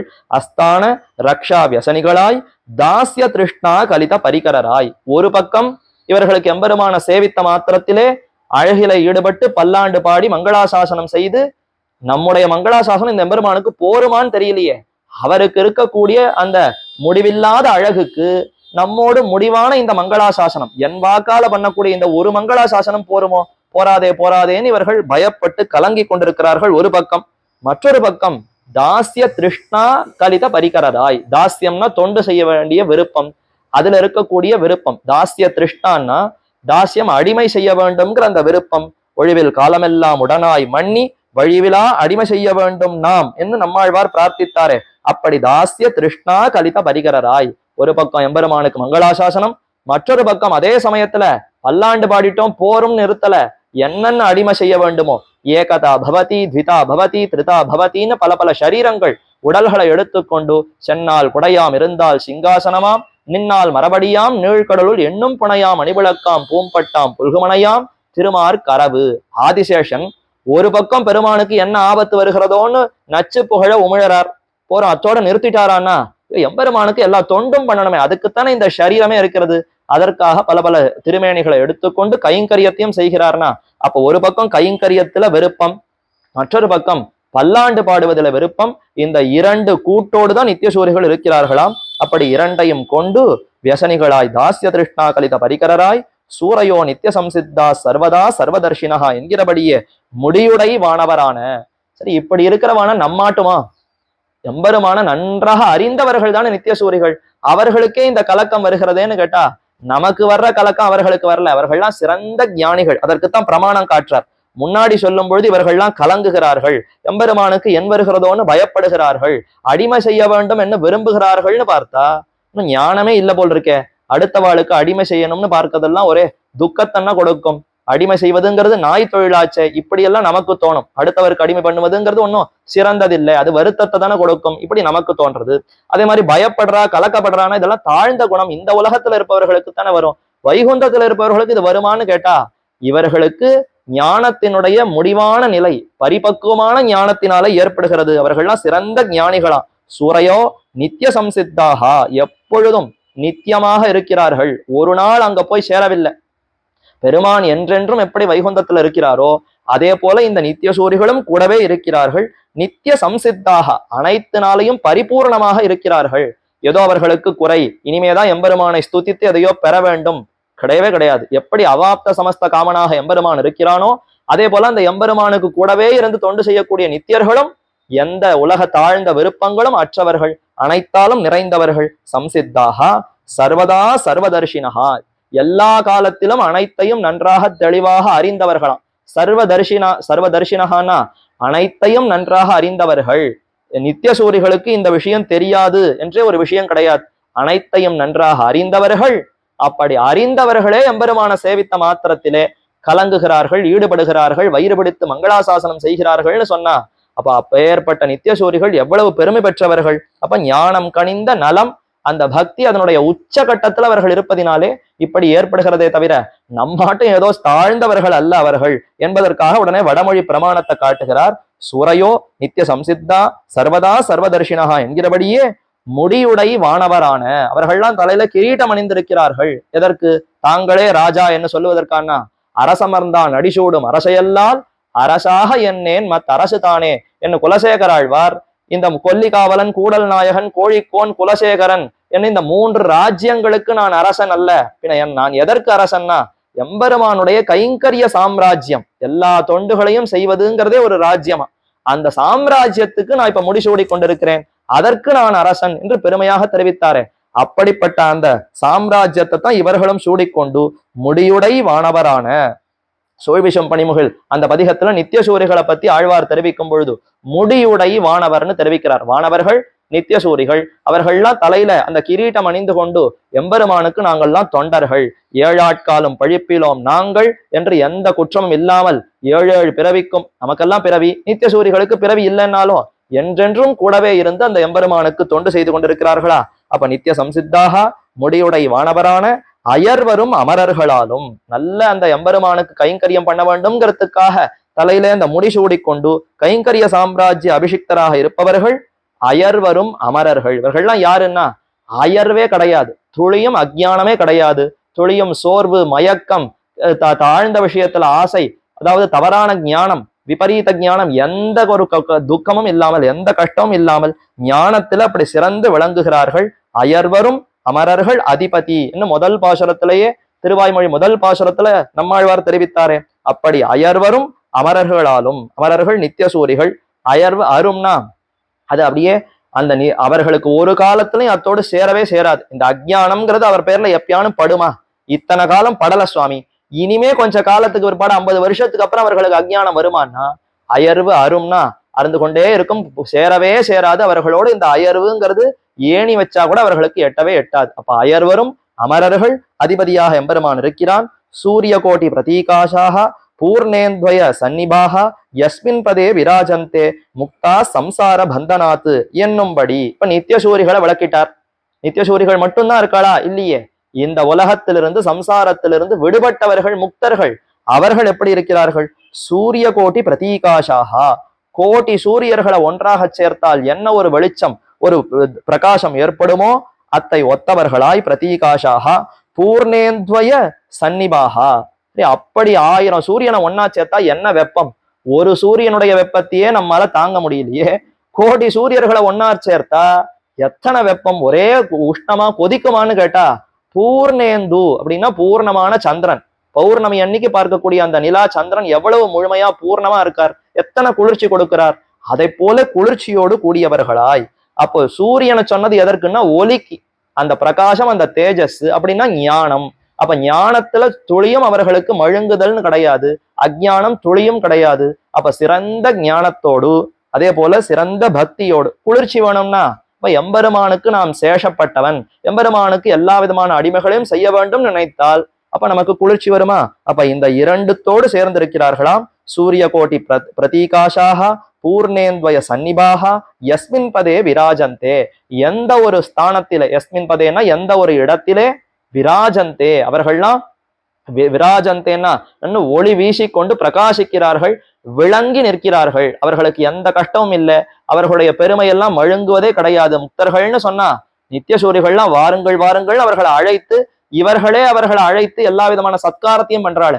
நித்தியசூரிகள்ங்கிறவா எவ்வளவு மூதுவர்கள், ரொம்ப பழையவர்கள், எம்பெருமானோடு சேர்ந்திருப்பவர்கள். அவர்கள் பார்த்து என்ன சொல்லலாம்? நீங்கள்லாம் வந்தா பேசாம வந்து சேருங்கன்னு அத்தோட விடலாமே. ஆனா ரொம்ப ஆரவாரத்தோடு, ஒரு பாரிப்போடு, ஆஹா நம்ம உலகத்துக்கு சம்சார மண்டலத்துல இருந்து ஒரு முக்தன் வருகிறானா, எனக்கு கடமை, நாம் போய் அவனை அழைத்து கொண்டு வர வேண்டும்னு நேர போய் அழைத்து கொண்டு வருகிறார்கள்னு சொன்னா அவர்களுக்கு எவ்வளவு அந்த தாஸ்ய பாவம், அந்த அடிமைத்தன்மை அவர்களுக்கு இருக்கிறது. பெருமானுக்கு மட்டுமல்ல தொண்டர்களுக்கும் தாம் அடிமைன்னு தெரிந்து கொண்டிருக்கிறார்களே. இப்படி முக்தர்களுடைய பெருமை அவர்களுக்கும் தெரியும் விதத்திலே முக்தர்களுடைய பெருமை வைகுந்தத்திலே விளங்கி நிற்கிறது. அதைத்தான் தெரிவிக்கிறார். சூரிய கோட்டி பிரதீகாஷாக பூர்ணேந்த்வய சந்நிபாக யஸ்மின் பதே விராஜந்தே முக்தாக சம்சார பந்தனாத்து. சம்சார பந்தத்திலிருந்து விடுபட்டவர்கள். முக்தர்கள்னா யாரு? முக்தினா விடுதலை, சம்சாரமாகிற கட்டிலிருந்து விடுபட்டவர்கள் முக்தர்கள். இப்படி முக்தர்களும் அங்கே சூழ்ந்திருக்கிறார்களாம். இது வடமொழி பிரமாணமா? அடுத்து தமிழ் பிரமாணத்தை சேர்க்கிறார் என்கிறபடி கரை கண்டோராய். கரை கண்டோர் துலக்கமில் வானவரெல்லாம் என்ன அந்த பாசுரத்துல சொல்லும் பொழுது கரை கண்டவர்கள் அப்படின்னா, இந்த உலகத்துல இருக்கக்கூடிய இந்த சம்சாரமே ஒரு பெரிய சம்சாரம்ங்கிற ஒரு பெரிய சாகரம். இதற்கு கரை எது? இந்த உலகம், இந்த பக்கம்லாம் இந்த கரை. இதற்கு அக்கறை, இதிலிருந்து அக்கறை என்ன மனத்த கடவுள் பட்டு அழுந்துகின்றேனை இக்கரை ஏறி இழைத்திருப்பேனுக்குன்னு பெரியாழ்வார் தெரிவித்தாரு. அது மாதிரி ஒரு கரையை பார்த்து ஒதுங்கணுமே. இந்த கரையில ஒதுங்கினா மறுபடியும் இதே ஜகத்துல மீண்டும் மீண்டும் பிறவி எடுத்துக்கொண்டு துக்கப்பட வேண்டியதுதான். ஆனா அக்கறை, இதை காட்டிலும் அக்கறையாக இருக்கக்கூடிய அந்த வைகுந்தமாகிற அந்த கரையை அடைய வேண்டுமே. கரை கண்டோர் இவர்களெல்லாம் அந்த கரையை கண்டு சேர்ந்து விட்டார்கள். நாம கூட இப்போ கடற்கரைக்கு போய் இப்படி கரையை பார்க்கிறோம். இந்த மாதிரி அவர்கள் கரை கண்டோர் இல்லை. கரை கண்டோர்னா கண்டு அனுபவித்து அங்கேயே இருப்பவர்கள்னு அர்த்தம். ஆக அப்படி கரை கொண்டோராய் அனந்த வைனதேயாதிபத்து அத்தியந்தரங்கரான அனந்த முக்த பிருந்தங்களாலும். இவர்கள்லாம் இப்ப வைகுந்தத்துக்கு போனாலே பெருமாள் கொஞ்சம் தள்ளி வச்சுப்பாரா? நித்தியசூரிகளுக்கு அடுத்து நீங்கள்லாம் வாருங்கள்னு தள்ளி வைப்பாரான்னு கேட்டா, நித்தியசூரிகள் எந்த குழுவோடு அவர்கள் கைங்கரியம் பண்ணுகிறார்களோ அந்த குழுவுக்குள்ள இவர்களையும் சேர்த்துருவாராம். ஒரு கோவையே என்ன, இவர்கள் அந்த கோவையா அவர்கள் சேர்ந்திருந்தால் இந்த முக்தனையும் சேர்த்து இவர்களுக்கு நடுவே சேர்த்து விடுகிறார்னா, பெருமானுக்குத்தான் என்ன ஒரு ஔதாரிய குணம், என்ன ஒரு குணம், அதைத்தான் தெரிவிக்கிறார். அனந்த வைனதேயாதிபத்து, ஆதிசேஷன் வைனதேயன், வைனதேயன்னா கருடன், இவர்கள் எப்படி தமக்கு நெருக்கமான தொண்டர்களோ இவர்களை போல இன்று முக்தனான அந்த சம்சாரியா இருந்து முக்தனான அவனையும் இவன் எம்பெருமான் சேர்த்து விடுகிறானா அத்தியந்தரங்கரான அனந்த முக்த பிருந்தங்களாலும். இவர்களை காட்டும் இன்னும் அந்தரங்கன் அனந்தன் வைனதையன் கூட ஒரு படி தள்ளி இருக்கணும். இன்னைக்கு வந்த முக்தன்னா அன்று ஈன்ற கண்ணுக்குட்டியின் இடத்துல தாய் பசுவுக்கு எவ்வளவு அன்பு. இன்னைக்கே அந்த கண்ணுக்குட்டியை போடுறச்சு அந்த தாய்க்கு எவ்வளவு அன்பு இருக்கும். முன்னிலை கண்ணையும் தன்னுடைய கொம்பாலையும் குழம்பினாலையும் குத்தி முட்டுமா. நீ கிட்டக வராதேன்னு இதற்கு முன்னாடி இந்த கண்ணை கூட அதை தள்ளி விட்டு அன்றின்ற கண்ணிடத்துல எம்பெருமா அதாவது பசுவுக்கு எவ்வளவு அன்பு இருக்கும். அதே போலத்தான் நித்திய சூரிகள்லாம் முன்றின்ற கன்று எப்பொழுதோ அவர்கள் கூடியிருக்கிறார்கள். ஆனா இன்னைக்கு பிறந்த கன்று போல இந்த முக்தன் நம்மிடத்துல வந்து சேர்ந்தானே, இவனுக்காக நான் எத்தனை காலம் பாடுபட்டு கொண்டிருந்தேன்னு எதிர்பார்த்து கொண்டிருந்தானா, அப்படி வந்தவனை இன்னும் நெருக்கமாக எம்பெருமான் சேர்த்து கொள்ளுகிறான். இப்படி அனந்த முக்த பிருந்தங்களாலும். இப்படிப்பட்ட முக்தர்கள் எண்ணிக்கை உண்டா? எம்பெருமானுடைய குணங்களுக்கு எண்ணிக்கை இல்லை, நித்திய சூரிகளுக்கு இவ்வளவுன்னு எண்ணிக்கை இல்லை, முக்தர்களுக்கு எண்ணிக்கை உண்டான்னா எத்தனையோ காலங்காலமா பல சம்சாரிகள் இந்த வைகுந்தத்திலிருந்து விடுபட்டு அங்க போய் எம்பெருமான அனுபவிக்கிறார்களே. அப்ப அனந்த அந்தமில்லாத எண்ணிக்கையில் அடங்காத முக்த பிருந்தங்களாலும். பிருந்தம்னா கூட்டம். இந்த முக்தர்களும் கூட்டம் கூட்டமா இருக்கா. அது என்னமோ எங்க போனாலும் நிறைய கூட்டம் கூட்டமா தான் எம்பெருமான அனுபவிக்கிறார்கள். அமரர்கள் முனிவர்கள் என்று 2 வகுப்பு சொல்றாளே. சிலரெல்லாம் எம்பெருமானை மனதாலே நினைத்து நினைத்து அனுபவிக்கிறார்கள் முனிவர்கள். அப்படின்னா மனசால குணங்களை ஈடுபட்டு என்ன குணம் என்ன குணம்னு அனுபவித்து வித்தரா நம்மாழ்வார போல் அப்படியே அனுபவித்து கொண்டு ஈடுபட்டு மயங்கி விழுபவர்கள் சிலர். இப்படிப்பட்ட எம்பெருமானுக்கு எல்லா அடிமையும் செய்ய வேண்டுமே, நாம் என்னோ கூட விழிப்பாக இருந்து கைங்கரியம் செய்ய வேண்டும், பல்லாண்டு பாட வேண்டும் என்று விழிப்புணர்வோடு கைங்கரிய நிஷ்டர்களாய் கைங்கரிய பரர்களாய் இருப்பவர்கள் அவர்கள் தான் அமரர்கள். அப்ப 2 விதம் அங்கேயும் இருக்காளா. இந்த முக்தர்களும் கீழே அதாவது இந்த சம்சார மண்டலத்துல இவர்கள் எப்படி எம்பெருமான் அனுபவிக்க வேண்டும்னு ஆசைப்பட்டார்களோ அதற்கேற்ப வைகுந்தத்திற்கு சென்று சிலர் குணானுபவ நிஷ்டர்களாகவும் சிலர் கைங்கரிய பரர்களாகவும் இப்படி கூட்டம் கூட்டமாக அங்கு இருக்கிறார்கள். அப்ப அனந்த முக்த பிருந்தங்களாலும் அனவரத பரிச்சரியமான சரணனாய் கொண்டு, அனவரதம் இடைவீடின்றி எந்த நடுவுல ஒரு இடைவெளியும் இல்லாமல் பரிச்சரிய கைங்கரியம் பண்ணி கொண்டு அந்த கைங்கரியத்தை ஏற்றுக்கொண்டிருக்கக்கூடிய சரண நளினனாய், தாமரை போன்ற அழகான சரணங்கள் எம்பெருமானுடைய திருவடிகள், தாமரை திருவடிகள். அந்த திருவடி தாமரைகளுக்கு இவர்கள்லாம் கூடவே இருந்து கைங்கரியம் பண்ணி கொண்டிருக்கிறார்கள். இப்ப எம்பெருமான் எப்படி இருக்கிறான்? ராஜாதிராஜ சர்வேஷாம் விஷ்ணுர் பிரம்மமயோ மகான் ஈஸ்வரம் தம் விஜானீமஸ் சம்புஷ பிரஜாபதி என்கிற வேண்டற்பாடு தோன்ற ஸ்ரீபூமி நீளைகளோடு சேர்ந்து அங்க அழகா அனுபவிக்கிறான்னு முதல்ல சொன்னாரா. இப்ப அவர்கள் மட்டும் அல்லாது இத்தனை நித்தியசூரிகள் இத்தனை முக்தாத்மாக்கள் இவர்களோடு சேர்ந்து ராஜாதிராஜ சர்வேஷாம் அனைத்து அரசர்களுக்கும் தாம் அரசனாய் அத்தனை ராஜாக்களுக்கும் தான் ராஜாவாக வீற்றிருக்கிறான். ராஜாதிராஜ சர்வேஷாம் விஷ்ணு. யார் அவர்? அவர்தான் விஷ்ணுன்னு திருநாமம் கொண்டிருப்பவர். பிரம்மமயோ மகான். அவரைத்தான் உபனிஷத்து பிரம்மம்னு தெரிவிக்கிறது, அவரையே மகத்துன்னு தெரிவிக்கிறது, மகான் என்று கொண்டாடுகிறது. ஆக பிரம்மம் மகான் எல்லாம் உபனிஷத்துல கொண்டாடப்படக்கூடிய பரமாத்மா விஷ்ணு அனைவருக்கும் ராஜாவாக வீற்றிருக்கிறான். ஈஸ்வரம் தம் விஜானீமஹா. இவர்தான் ஈஸ்வர தத்துவம். ஈஸ்வரன்கிற சொல் இவரைத்தான் குறிக்கிறது. உலகத்துல பலர் ஈஸ்வரன் பெயர் வைத்துக் கொண்டிருக்கலாம், அவர்களெல்லாம் ஈஸ்வரர்கள் அன்று. ஆனா ஸ்வபாவமா இயற்கையிலே அனைவரையும் நியமிக்கக்கூடிய ஈஸ்வரன் சர்வேஸ்வரன், சர்வேஸ்வரேஸ்வரன் அந்த எம்பெருமான் ஒருத்தன் தான். விஜானீமஹா சம்புஷ பிரஜாபதி. இவனே சம்புவாகவும் இருக்கிறான், இவனே பிரஜாபதியாகவும் இருக்கிறான். இந்த எம்பெருமான் தானே திருநாபி கமலத்துல பிரம்மாவை படைத்து அவனுக்கு அந்தர்யாமியாக உள்ளிருந்து சிருஷ்டிய செய்கிறான். இவனே சம்புவை படைத்து அந்த சம்புவுக்கு அந்தர்யாமியாக இருந்து பிரளய காலத்திலே ஜகத்தை எல்லாம் அழிக்கிறான். அப்ப எம்பெருமானே அவனே முனியே நான்முகனே முக்கண்ணப்பான்னு நம்மாழ்வார் தெரிவித்தா போல எம்பெருமானே இப்படி அனைத்து தேவதைகளையும் படைத்து அவர்களுக்கு உள்ளிருந்து இந்த செயல்களை எல்லாம் செய்கிறான் என்று தெரிவிக்கிறார். அப்ப அந்த வேண்டற்பாடு இதுதான் பெருமை. பெருமான் வேண்டற்பாடுன்னா நல்ல பெருமைன்னு அர்த்தம். எம்பெருமானுடைய அந்த பெருமையெல்லாம் தோற்றும்படி தான் தான் அனைவருக்கும் அரசன், தான் தனித்தில்லை பூமி நிலைகளோடு சேர்ந்திருக்கிறோம், நித்தியமுக்தர்களோடு சேர்ந்திருக்கிறோம், அவர்களுடைய கைங்கரியத்தை எல்லாம் ஏற்று கொண்டிருக்கிறோம்ங்கிற அந்த பெருமை அந்த சந்தோஷம் அதெல்லாம் இப்ப நன்கு வெளியில தெரியும்படியாக வெளிப்பாடு தோன்ற வேண்டற்பாடு தோன்ற ஏழுலகும் தனிக்கோள் செல்ல வீத்திருந்து என்று நம்மாழ்வார் 4ஆம் பத்து 5ஆம் பதிகத்துல சொன்னார் போல வீற்றிருந்து ஏழுலகும் தனிக்கோள் செல்ல வீவில் சீர் ஆத்தல் மிக்காலும் அம்மானை வெம்மா பிளந்தான் தன்னை போற்றி. அந்த எம்பெருமானுக்கு அடியேன் போற்றி ஜிதம், அந்த எம்பெருமானுக்கு பல்லாண்டு பாடுகிறேன் போற்றி போற்றின்னு மங்களாசாசனம் பண்ணார் நம்மாழ்வார். எந்த எம்பெருமானுக்கு? வீற்று இருந்து தனிக்கோள் செல்ல, ஒரு பெரிய செங்கோலை வைத்துக்கொண்டு அந்த தர்மாதிபீடத்துல எம்பெருமான் வீற்றிருக்கிறான். வீறுனாலே பெருமை, பெருமை தோன்ற எம்பெருமான் வீற்றிருக்கிறானா. நாமெல்லாம் உட்கார்றோம், ஏதோ கை கால் முடியல முட்டி முடியலன்னு உட்கார்ந்துட்டு இருக்கோம். எம்பெருமான் பரமபதத்துல உட்கார்ந்துட்டு இருக்காருன்னா ஏதோ இருக்கணும் அமர வேண்டும் அமர்ந்து இருக்கிறாரான்னா தான் தான் இந்த ஜகத்துக்கெல்லாம் அதிபதிங்கிற அந்த பெருமை தோற்றுமா போல எம்பெருமான் வீற்றிருக்கிறான். அப்ப மற்றையோர்கள் உட்காருவதெல்லாம் ஒண்ணுமே இல்லை, பெருமான் உட்கார்ந்து கொண்டிருக்கிறான்னு சொன்னா அவர் அமர்ந்திருப்பதே அந்த வீறு அந்த பெருமை தோன்றும் விதத்துல எம்பெருமான் எழுந்தருளி இருக்கிறார். தன்னை காட்டிலும் மற்ற அனைத்தும் தனக்கு அடிமைப்பட்டதுங்கிறது இதை பார்த்தாலே தெரிஞ்சு விடலாம். மேல சாதிக்க போறார், கண்டவாத்தால் தனதே உலகன நின்றான் தன்னை. எம்பெருமான் நின்றாலும் சரி, அமர்ந்தாலும் சரி, சயனித்தாலும் சரி, அவரை சேவித்தால் இவரை தவிர மற்ற எல்லாம் இவருக்கு அடிமை சுவாமி, இவர் தான் சகல ஜகத்துக்கும் நாதன் என்ன அந்த காட்சியிலேயே நாம தெரிந்து கொண்டு விடலாமாம். அதைத்தான் ராஜாதிராஜ சர்வேஷாம் எம்பெருமான் அப்படி வேண்டற்பாடு தோன்ற ஏழுலகும் தனிக்கோள் செல்ல தன்னுடைய ஆட்சி தனிக்கோள். இதற்கு சமமா மத்தொன்னு உண்டா? பரமாத்மா இப்ப ஜகத்தையெல்லாம் நியமிக்கிறாரே, படைக்கிறாரே, காக்கிறாரே. ஏதாவது உதாரணம் சொல்லலாமா? இதை போலத்தான் எம்பெருமான் படைக்கிறாருன்னு சொல்லலாமான்னா சொல்லவே முடியாதே. அவருக்கு யார உதாரணமா சொல்ல முடியும்? அப்ப தனிக்கோள் செல்ல விவில் சீர் ஆத்தல் மிக்காலும் அம்மான். அப்படிப்பட்ட சுவாமியா எம்பெருமான் எழுந்தருளி இருக்கிறான். பொங்கோதம் சூழ்ந்த புவனியும் விண்ணுலகும் அங்காதும் சோராமே ஆள்கின்ன செங்கோலுடைய திருவரங்கச் செல்வனார். நாச்சியார் திருமொழியிலே ஆண்டாள் நாச்சியார் 11வது பதிகம் 3வது பாசுரத்துல தெரிவிக்கிறார். அந்த திருவரங்க செல்வன் இருக்கிறானே, திருவரங்கத்துல சயனித்துக் கொண்டிருக்கிற எம்பெருமான் தன்னுடைய செங்கோலாலேயே பொங்கோதம் சூழ்ந்த புவனி, கடற்கரை சமுத்திரம் அப்படியே அலையறிந்து கொண்டிருக்கிறதா, அப்படி சமுத்திரத்தினாலே வரம்பு கட்டப்பட்டு கூட இருக்கிற இந்த புவனி, இந்த பூவுலகம் முழுவதையும் எம்பெருமான் ஆள்கிறான். இது மட்டும் அவனுக்கு சொத்து? விண்ணுலகு நித்திய விபூதியும் அந்த எம்பெருமானுக்கு சொத்து. சரி, எப்படி ஆட்சி புரிகிறான்? நம்ம கூட பல மன்னர்கள்லாம் ஆட்சி புரிந்தார்கள். எல்லோருமே சந்தோஷமா இருந்தா யாருக்கும் எந்த குறை இல்லைன்னு சொல்ல முடியுமா? அப்படிலாம் சொல்ல முடியாது. ஆனா வைகுந்தத்துல கூடிய எம்பெருமான் அனைவரையும் நியமிக்கிறான், ஆட்சி புரிகிறான்னா ஆதும் சோராமை, எந்த ஒரு ஜீவராசிக்கும் எந்த ஆபத்தும் இல்லாமல் ஆட்சி புரிகிறான். அங்கு ஆதும் சோராமே ஆள்கின்ன, அனைவரையும் ஆட்சி புரியும் பொழுது சிறியது பெரியதை நலியக்கூடாது, பெரியது சிறியதை நலியக்கூடாது.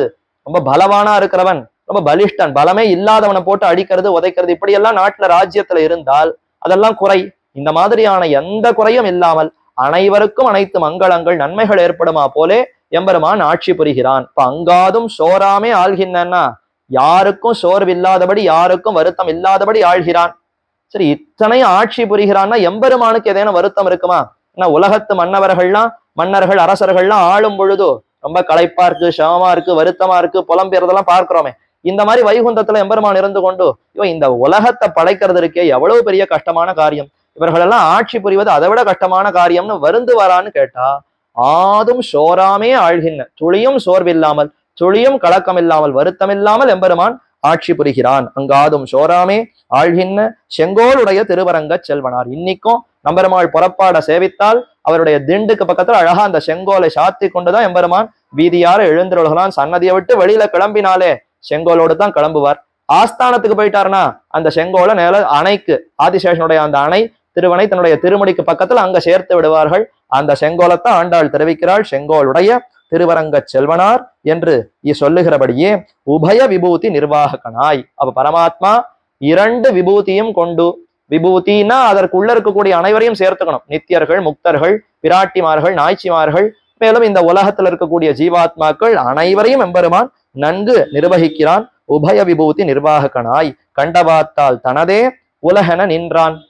பெருமான் நிற்கிற நிலையை பார்த்தாலே இவருதுதான் சுவாமி ஜகத்துன்னு சொல்லிடலாமா.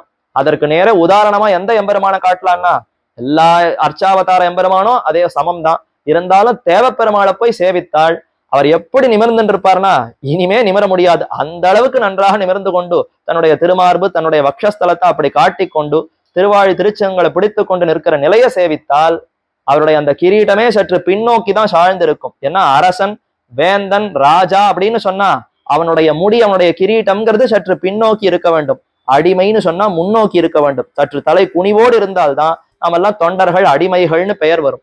ஆனா எம்பெருமான் ராஜா எப்படி இருக்கணும்? அவர் தலையை நிமிர்ந்து இருக்கணும். அது மாதிரி தேவப்பெருமாளை சேவித்தோம்னு சொன்னால் அவருடைய திருமுகமாக இருக்கட்டும், திருவடியா திரு மார்பாக இருக்கட்டும், திரு கைகளாக இருக்கட்டும், எல்லாம் சற்று பின்னோக்கி சாய்ந்துதான் இருக்கும். அதை எப்படி சேவிக்கலாம்? நேரா பக்கவாட்டுல போய் சேவிக்கணும். நேர்ல போய் சேவித்தா கூட அவ்வளவு தெரியாது. ஆனா அவருடைய பக்கவாட்டுல போய் சேவித்தால் எவ்வளவு அவருடைய திருமார்பு அப்படி முன்னாடி வந்திருக்கு, எவ்வளவு அவர் சாய்ந்திருக்கிறார், அவருடைய திருமுடி எப்படி சாய்ந்திருக்கிறது. இது மட்டும் இல்ல, அவருக்கு இருக்கக்கூடிய பிரப கூட சற்று சாய்ந்துதான் இருக்கும். ஏன்னா அவர்தான் சுவாமி, அவர்தான் ஜெகத்துக்கு நாதன்னா எல்லாம் அவ்வளவு உயர்ந்துதான் இருக்க வேண்டுமே. அதனால அப்படி எம்பெருமான் கண்ட வாத்தால் தனதே உலகன நின்றான். இதை சேவித்தால் இனிமே யாருக்கான சந்தேகம் வருமா, சுவாமி இவரை தவிர வேற யாரோ தெய்வம்னு மனசுல தோணுமா? தோணாதே. அந்த அளவுக்கு பிரகாசிக்கக்கூடிய பெருமையோடு எம்பெருமான் திகழ்கிறான். கண்டவாத்தால் தனதே உலகன நின்னான் என்கிறபடியே கண்ட காட்சியிலே தான் உபய விபூதி நிர்வாகனானமை தோற்ற எழுந்தருளி இருந்து. அப்ப பார்க்கிற பார்வை எம்பெருமான சேவித்த மாத்திரத்திலே நாம் அனைவரும் தெரிந்து கொண்டு விடலாமா, இவர்தான் ஜகத்துக்கு நாதன் என்று எழுந்தருளி இருக்கிறான். ஸ்வேதர சமஸ்த வஸ்து விலக்ஷண அனந்த ஞானானந்தைக ஸ்வரூப என்கிறபடியே சரணாகதி கத்தியத்துல எம்பெருமானார் தெரிவிக்கிறார். அந்த நிலை எப்படி இருக்கிறது? ஸ்வ இதர சமஸ்த வஸ்து விலக்ஷண, தன்னை காட்டிலும் இதர வேறுபட்டதாக இருக்கக்கூடிய சமஸ்த வஸ்துக்கள், சேத்தனங்கள் அச்சேதனங்கள் அனைத்து அந்த குழு எல்லாத்தையும் சேர்த்து வைத்தால் அதை காட்டிலும் எம்பெருமான் விலக்ஷணன், பெருமை பெற்றவன், உயர்ந்தவன், அனைத்தையும் தனக்கு சொத்தாக கொண்டிருப்பவன் விலக்ஷணான எம்பெருமான் அனந்த ஞானானந்தைக்க ஸ்வரூப. அவருடைய ஸ்வரூபம் எப்படிப்பட்டது? எல்லையில் அடங்காத ஞான, எல்லையில் அடங்காத பக்தியோடு எம்பெருமான் சுடரொளி ஞானம், அப்படி சிறந்த தேஜஸ் சிறந்த பிரகாசத்தோடு எம்பெருமான் திகழ்கிறான்.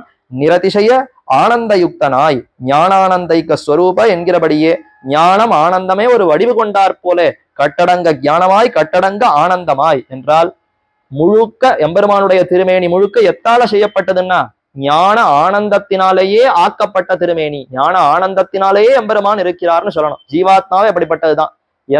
எதனால ஜீவாத்மா ஆக்கப்பட்டிருக்கிறதுன்னா ஞானம் ஆனந்தம்ங்கிற இத்தனாலேயே ஆக்கப்பட்டிருக்கிறது. அதே போல எம்பெருமான் எதை ஸ்வரூபமாக கொண்டிருக்கிறார்னா ஞான ஆனந்தத்தினாலேயே அவர் இருக்கிறார். ஞானானந்தைக்க ஸ்வரூப என்கிறபடியே தானும் நிரதிசய ஆனந்த யுக்தனாய்.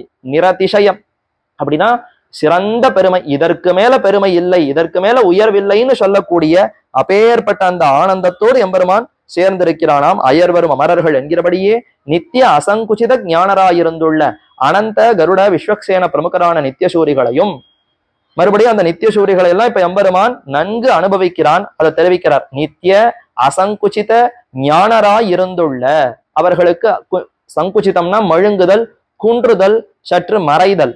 நித்திய அசங்குச்சிதன்னா என்னைக்குமே மறைவில்லை, என்னைக்குமே இவர்களுக்கு அதுல குறைவே இல்லை. எதுல?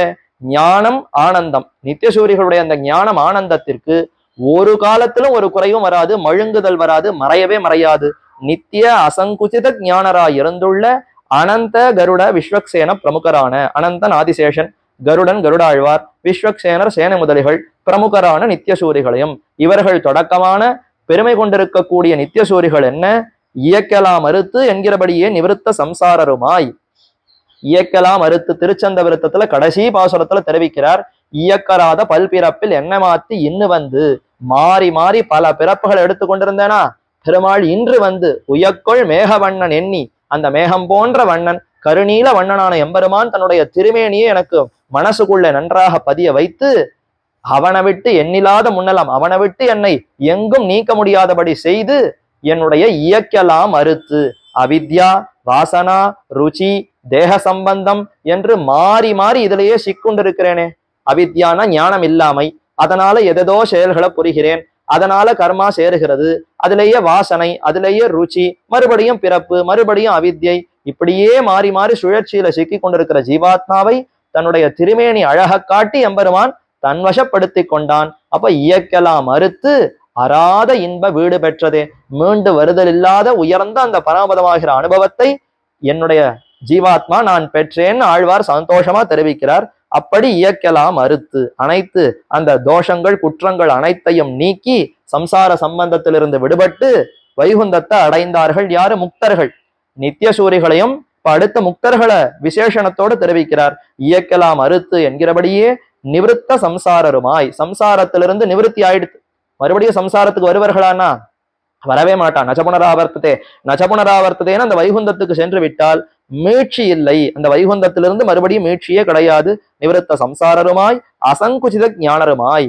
எப்படி நித்தியசூரிகள் அசங்குச்சித ஞானரோ அதே மாதிரி முக்தர்களும் அசங்குச்சித ஞானர் தான்.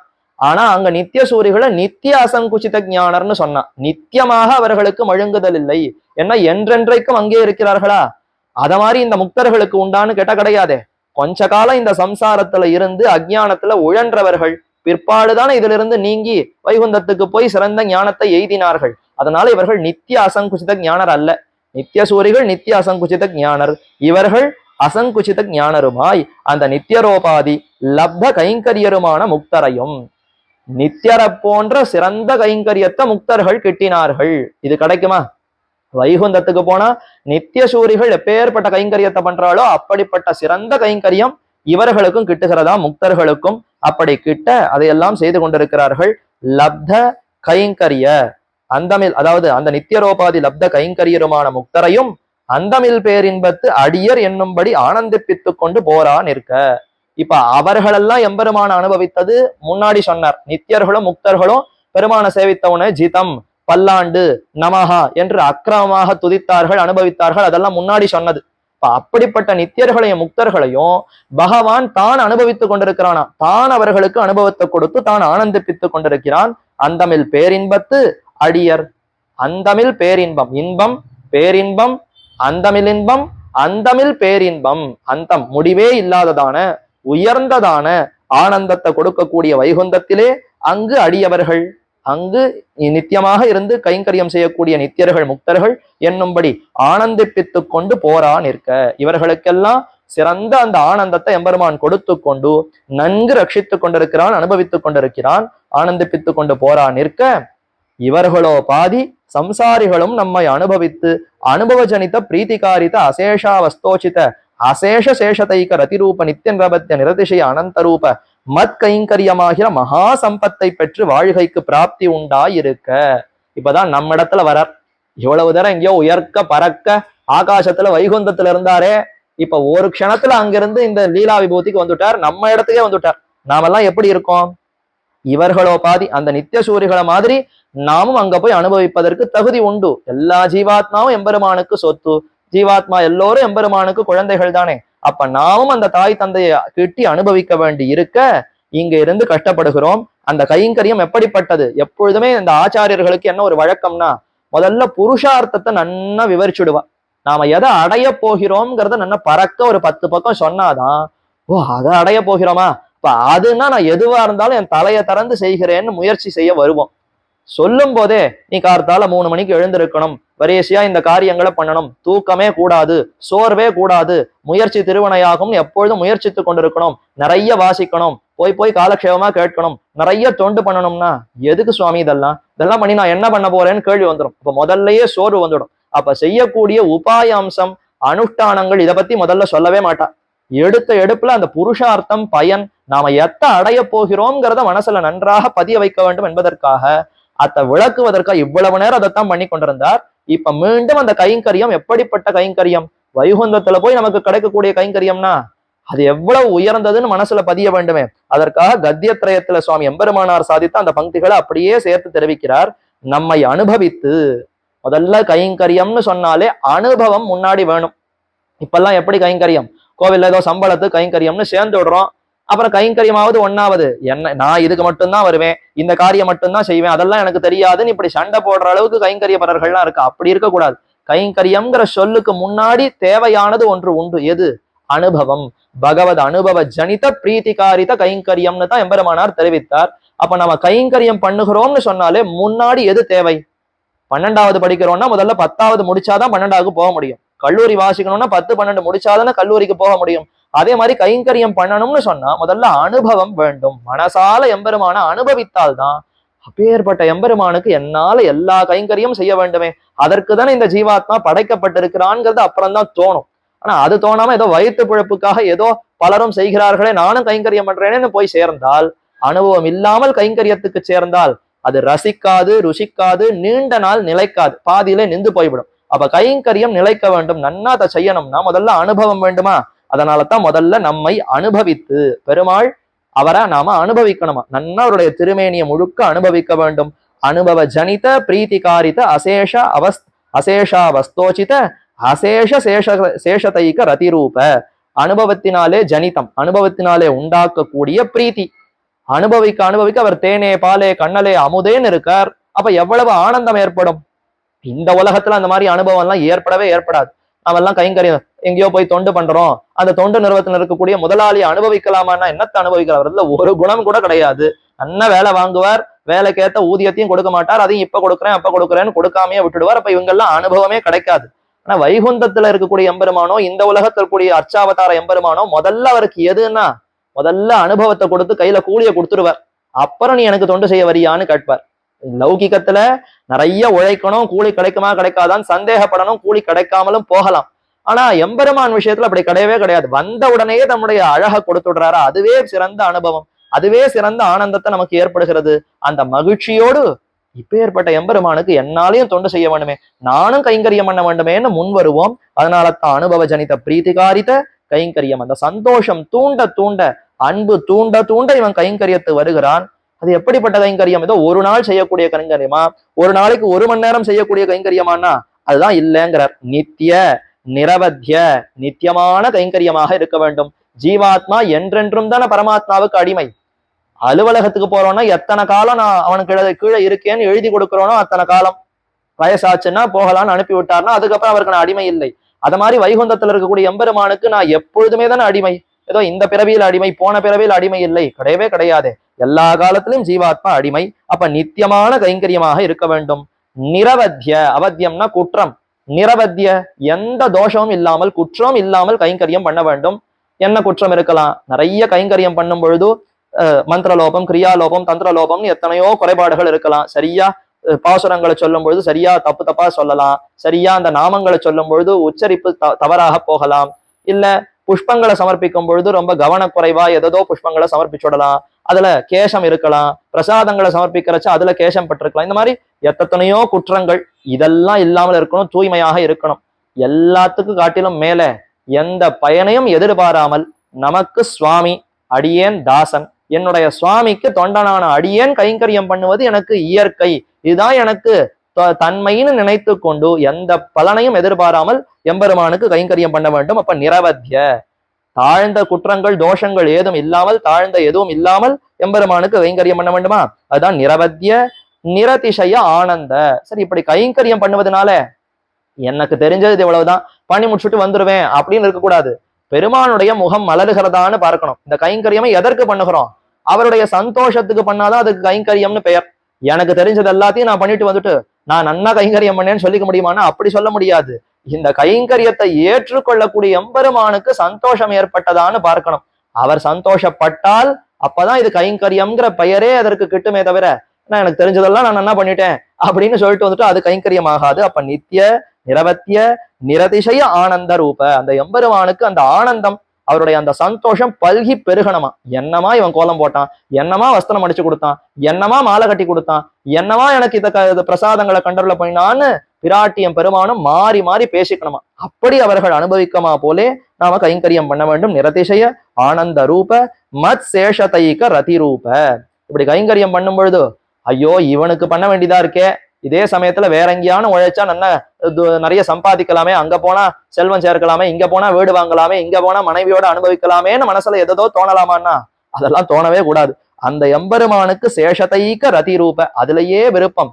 சேஷதைக்கன்னா எம்பெருமானுடைய அடிமைத்தன்மை, அதுலதான் இவனுக்கு விருப்பம் இருக்கணுமே தவிர, அதை தவிர உலக விஷயங்கள் கண்டு கேட்டு உற்று மோந்து உண்டு உழலும் தெரிவறிய அளவில்லா சித்தின்பம் என்று அனைத்தையும் ஒழிந்தேன். இது ஏதும் வேண்டாம், இதுல எல்லாம் எனக்கு சம்பந்தமே இல்லை, உலகத்தவர்களுக்கு நான் அடிமை இல்லை, பெருமானுக்கே அடிமை என்பதிலே விருப்பம். அதுதான் சேஷதைக்க ரதி ரூப. அந்த அதிலேயே ஆசையோடு அந்த வடிவத்திலேயே இருக்கக்கூடிய நித்திய நிரவத்திய நிரதிசய ஆனந்த ரூப மத் கைங்கரியமாகிற. அப்போ அசேஷ அந்த கைங்கரியம் என்னென்ன இருக்கணும்? அசேஷ அவஸ்தோச்சித அசேஷ கைங்கரியம், அந்தந்த அவஸ்தைகளுக்கு சேர்ந்ததாய் அதற்கு ஏற்ற கைங்கரியமாக இருக்க வேண்டும். அதுதான் ஆதிசேஷனுடைய அந்த கைங்கரியம் அப்படி இருக்குன்னு முதலாழ்வார் பொய்கை ஆழ்வார் தெரிவித்தாரே. சென்றால் குடையாம், பெருமாள் இப்ப நடக்க வேண்டும்னு நினைத்தாருன்னு நினைத்தால் அப்ப உடனே குடையாக மாறி கைங்கரியம் பண்ணணும்.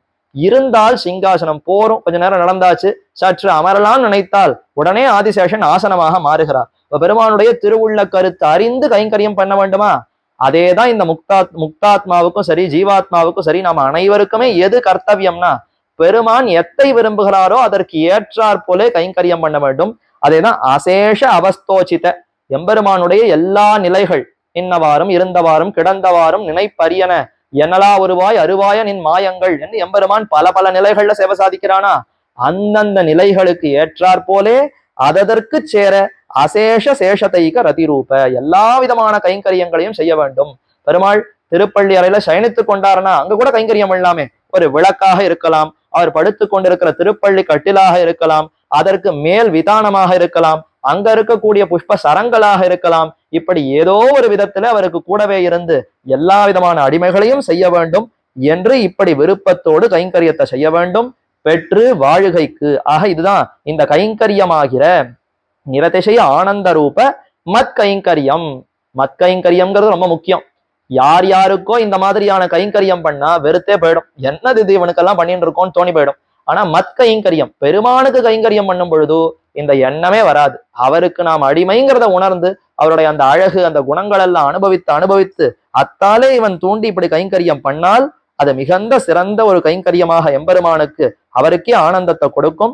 மத் கைங்கரியமாகிற மகா சம்பத்தை பெற்று, உலகத்துல இருக்கிறதெல்லாம் சம்பத்து ஐஸ்வர்யம், இது மகா சம்பத்து, இதற்கு நிகராக மற்றொன்று உண்டா?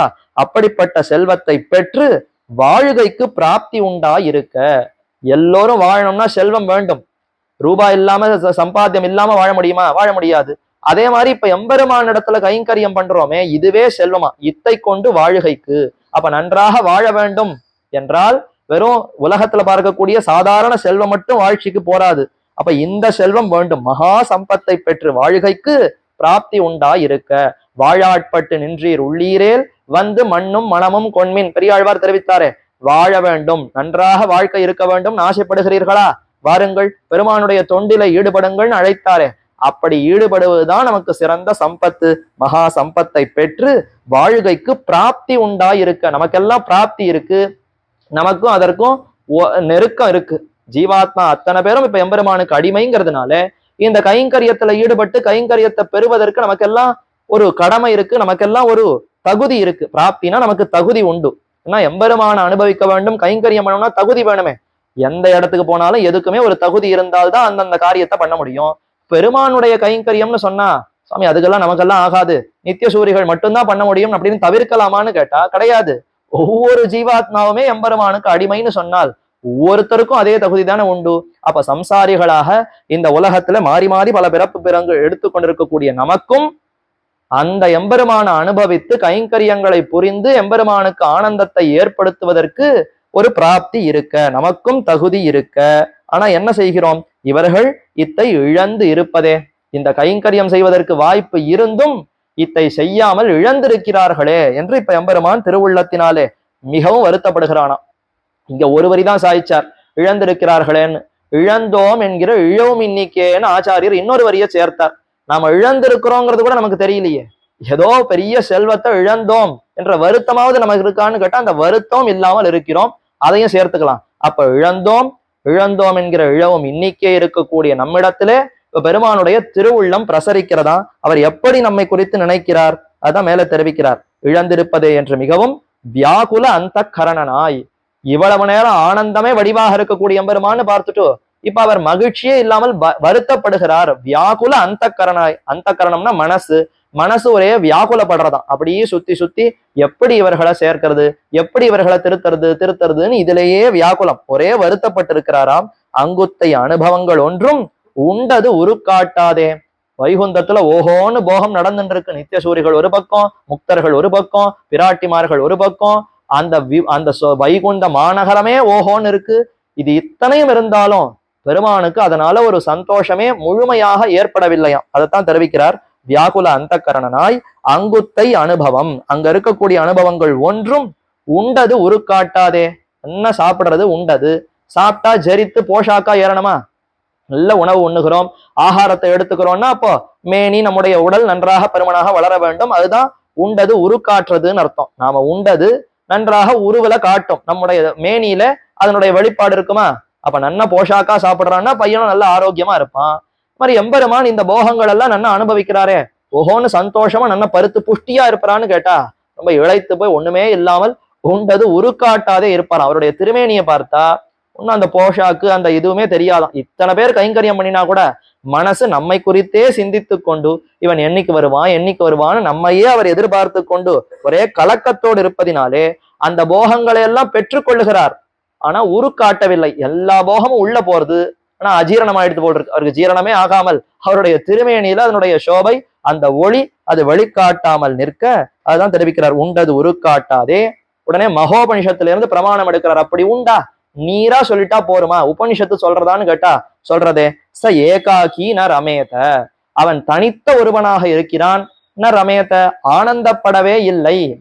அங்க வைகுந்தத்துல இத்தனை பேர் இருக்கா, எண்ணில் அடங்காத நித்தியர்கள் முக்தர்கள் பிராட்டிமார்கள் இத்தனை பேர் சேர்ந்து இருக்கிறச்ச ச ஏகாக்கி, யாருமே இல்லாமல் தனித்து விடப்பட்டான் எம்பெருமான். யாருமே இல்லாம தனியா இருக்காரான்னா ஆமாம், இந்த சம்சாரிகளோடு சேர்ந்தால்தான் அனைவரோடு சேர்ந்தார் போல எம்பெருமான் மகிழ்கிறாராம். இது எதை போல? ராமாயணத்துல ராமன் தெரிவிக்கிறார். லக்ஷ்மணனோடு சேர்ந்து இருக்கிறார், சீதா பிராட்டியும் இருக்கிறார். நடுவுல ஒரு தடவை பார்க்கிறார், பரதனை காணும். ஐயோ, நான் என்னைக்கு பரதனோடு சேருவேன் என்னைக்கு உன்னோடு சேருவேன் தெரியவில்லையேன்னு ஒரு வார்த்தை தெரிவிக்கிறார். என்னோட சேர்ந்துதானே இருக்கிறீர்னா அது இல்ல, பரதன் எல்லா தம்பிமார்களோடு சேர்ந்தால்தான் உன்னோடு சேர்ந்தார் போல ஆகுமே தவிர நீ ஒருத்தன் மட்டும் கூட இருந்தாலும் அது எனக்கு சேர்ந்ததாகவே ஆகாது. அப்ப என்னைக்கு நான் பரதனோடும் சத்ருக்னனோடும் சீதா பிராட்டியோடும் அனைவரோடும் சேர்ந்திருக்கிறேனோ அன்னைக்குதான் லக்ஷ்மணா நான் உன்னோடு சேர்ந்ததாகவும் ஆகும் என்ன அங்க தெரிவிக்கிறார். அப்ப கூடவே இருந்தால் கூட சேர்ந்ததாக அவர் கருத்துல கொள்ளவே இல்லை. எப்ப கொள்ளுகிறார்னா அனைவரோடும் சேர்ந்தால்தான் நான் சேர்ந்திருக்கிறேன், அப்பதான் சந்தோஷம் எனக்கு நிறைந்ததுன்னு எம்பெருமான் கொண்டிருக்கிறார்.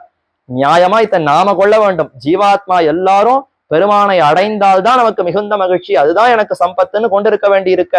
ஆனா என்ன பண்ணுவது? சொத்தை உடையவன் சுவாமி என்னோ சொத்துக்காக எப்பொழுதும் பரிதவிப்பான். நாமெல்லாம் சொத்து, நமக்கு காணினால சொத்து இருந்ததுன்னா சொத்து நம்மை குறித்து வருந்துமா? நாம சொத்தை குறித்து வருந்துவோமா? நம்ம கைவிட்டு போகிறதுன்னு நினைச்சா நாம தான் அதை குறித்து வருத்தப்படுவோமே தவிர நிலம் நம்மை குறித்து அழாது. அதே மாதிரி ஜீவாத்மாக்கள் இத்தனை பேரும் இழந்திருக்கிறார்களேன்னு சொத்தை உடையவனான சுவாமி மிகவும் வருத்தப்பட்டு வியாகுல அந்தக்கரணனாய் அங்குத்தை அனுபவங்கள் ஒன்றும் உண்டது உருக்காட்டாதே ச ஏகாக்கி ந ரமேத, அவன் தனித்த ஒருவனாக இருந்து எதிலேயுமே விருப்பமில்லாதவனாய் ஆனந்திக்காதவனாய் என்கிறபடியே அவன் தனியரை போலே போற நொந்து, தனியா இருப்பவனை போல மிகவும் நொந்து இவர்கள் கரணகலேபர சூன்யராய் லூணபக்ஷ இவ அண்டஜகா என்கிறபடியே இறகுடிந்த பட்சி போலே இருக்கிறபடியை கண்டு. இப்ப பிரளயம் ஆயிடுத்து, ஜகத்தையெல்லாம் இப்ப பிரளயத்துல எல்லாத்தையும் உருவ மாத்தி பிரகிருத்தியில அடக்கி அத்தையும் தன்னுடைய திருமேனியில அடக்கி கொண்டு எம்பெருமான் நித்திய விபூதியில இருக்கிறான்.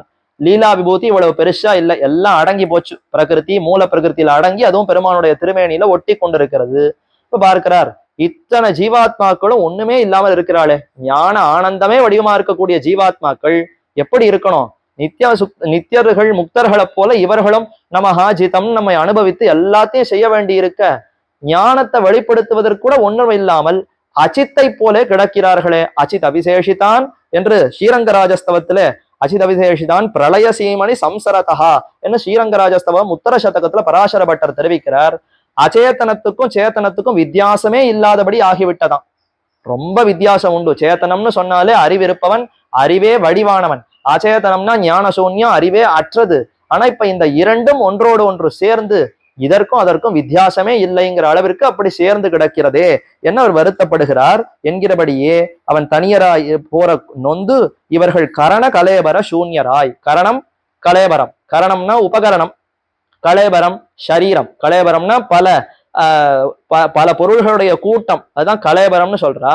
இப்ப பல அங்கங்கள் கொண்டிருக்கிறதா இந்த உடல், தலை இருக்கு, கை இருக்கு, கால் இருக்கு, இந்திரியங்கள் இருக்கு, எல்லாம் சேர்ந்தது இத கலேபரமாகிற சரீரம். இதற்குள்ள பலதும் இருக்கு, அங்கங்க என்னென்னமோ இருக்கு. இதற்குள்ள ஆராய்ச்சி பண்ணி பார்த்தா எத்தனை உடல் உறுப்புகள், எத்தனை நரம்புகள், என்னென்ன இருக்கு, தலையே சுற்றிடும். அந்த அளவுக்கு உடலுக்குள்ள எத்தனையோ அவயவங்களை ஒன்றாக சேர்த்து கலேபரமாக வைத்திருக்கிறார். கரணங்கள் தான் இந்திரியங்கள். இதற்குள்ள இருக்கக்கூடிய அந்த தனித்தனியான அங்கங்களை கரணங்கள்னு தெரிவிக்கிறார்.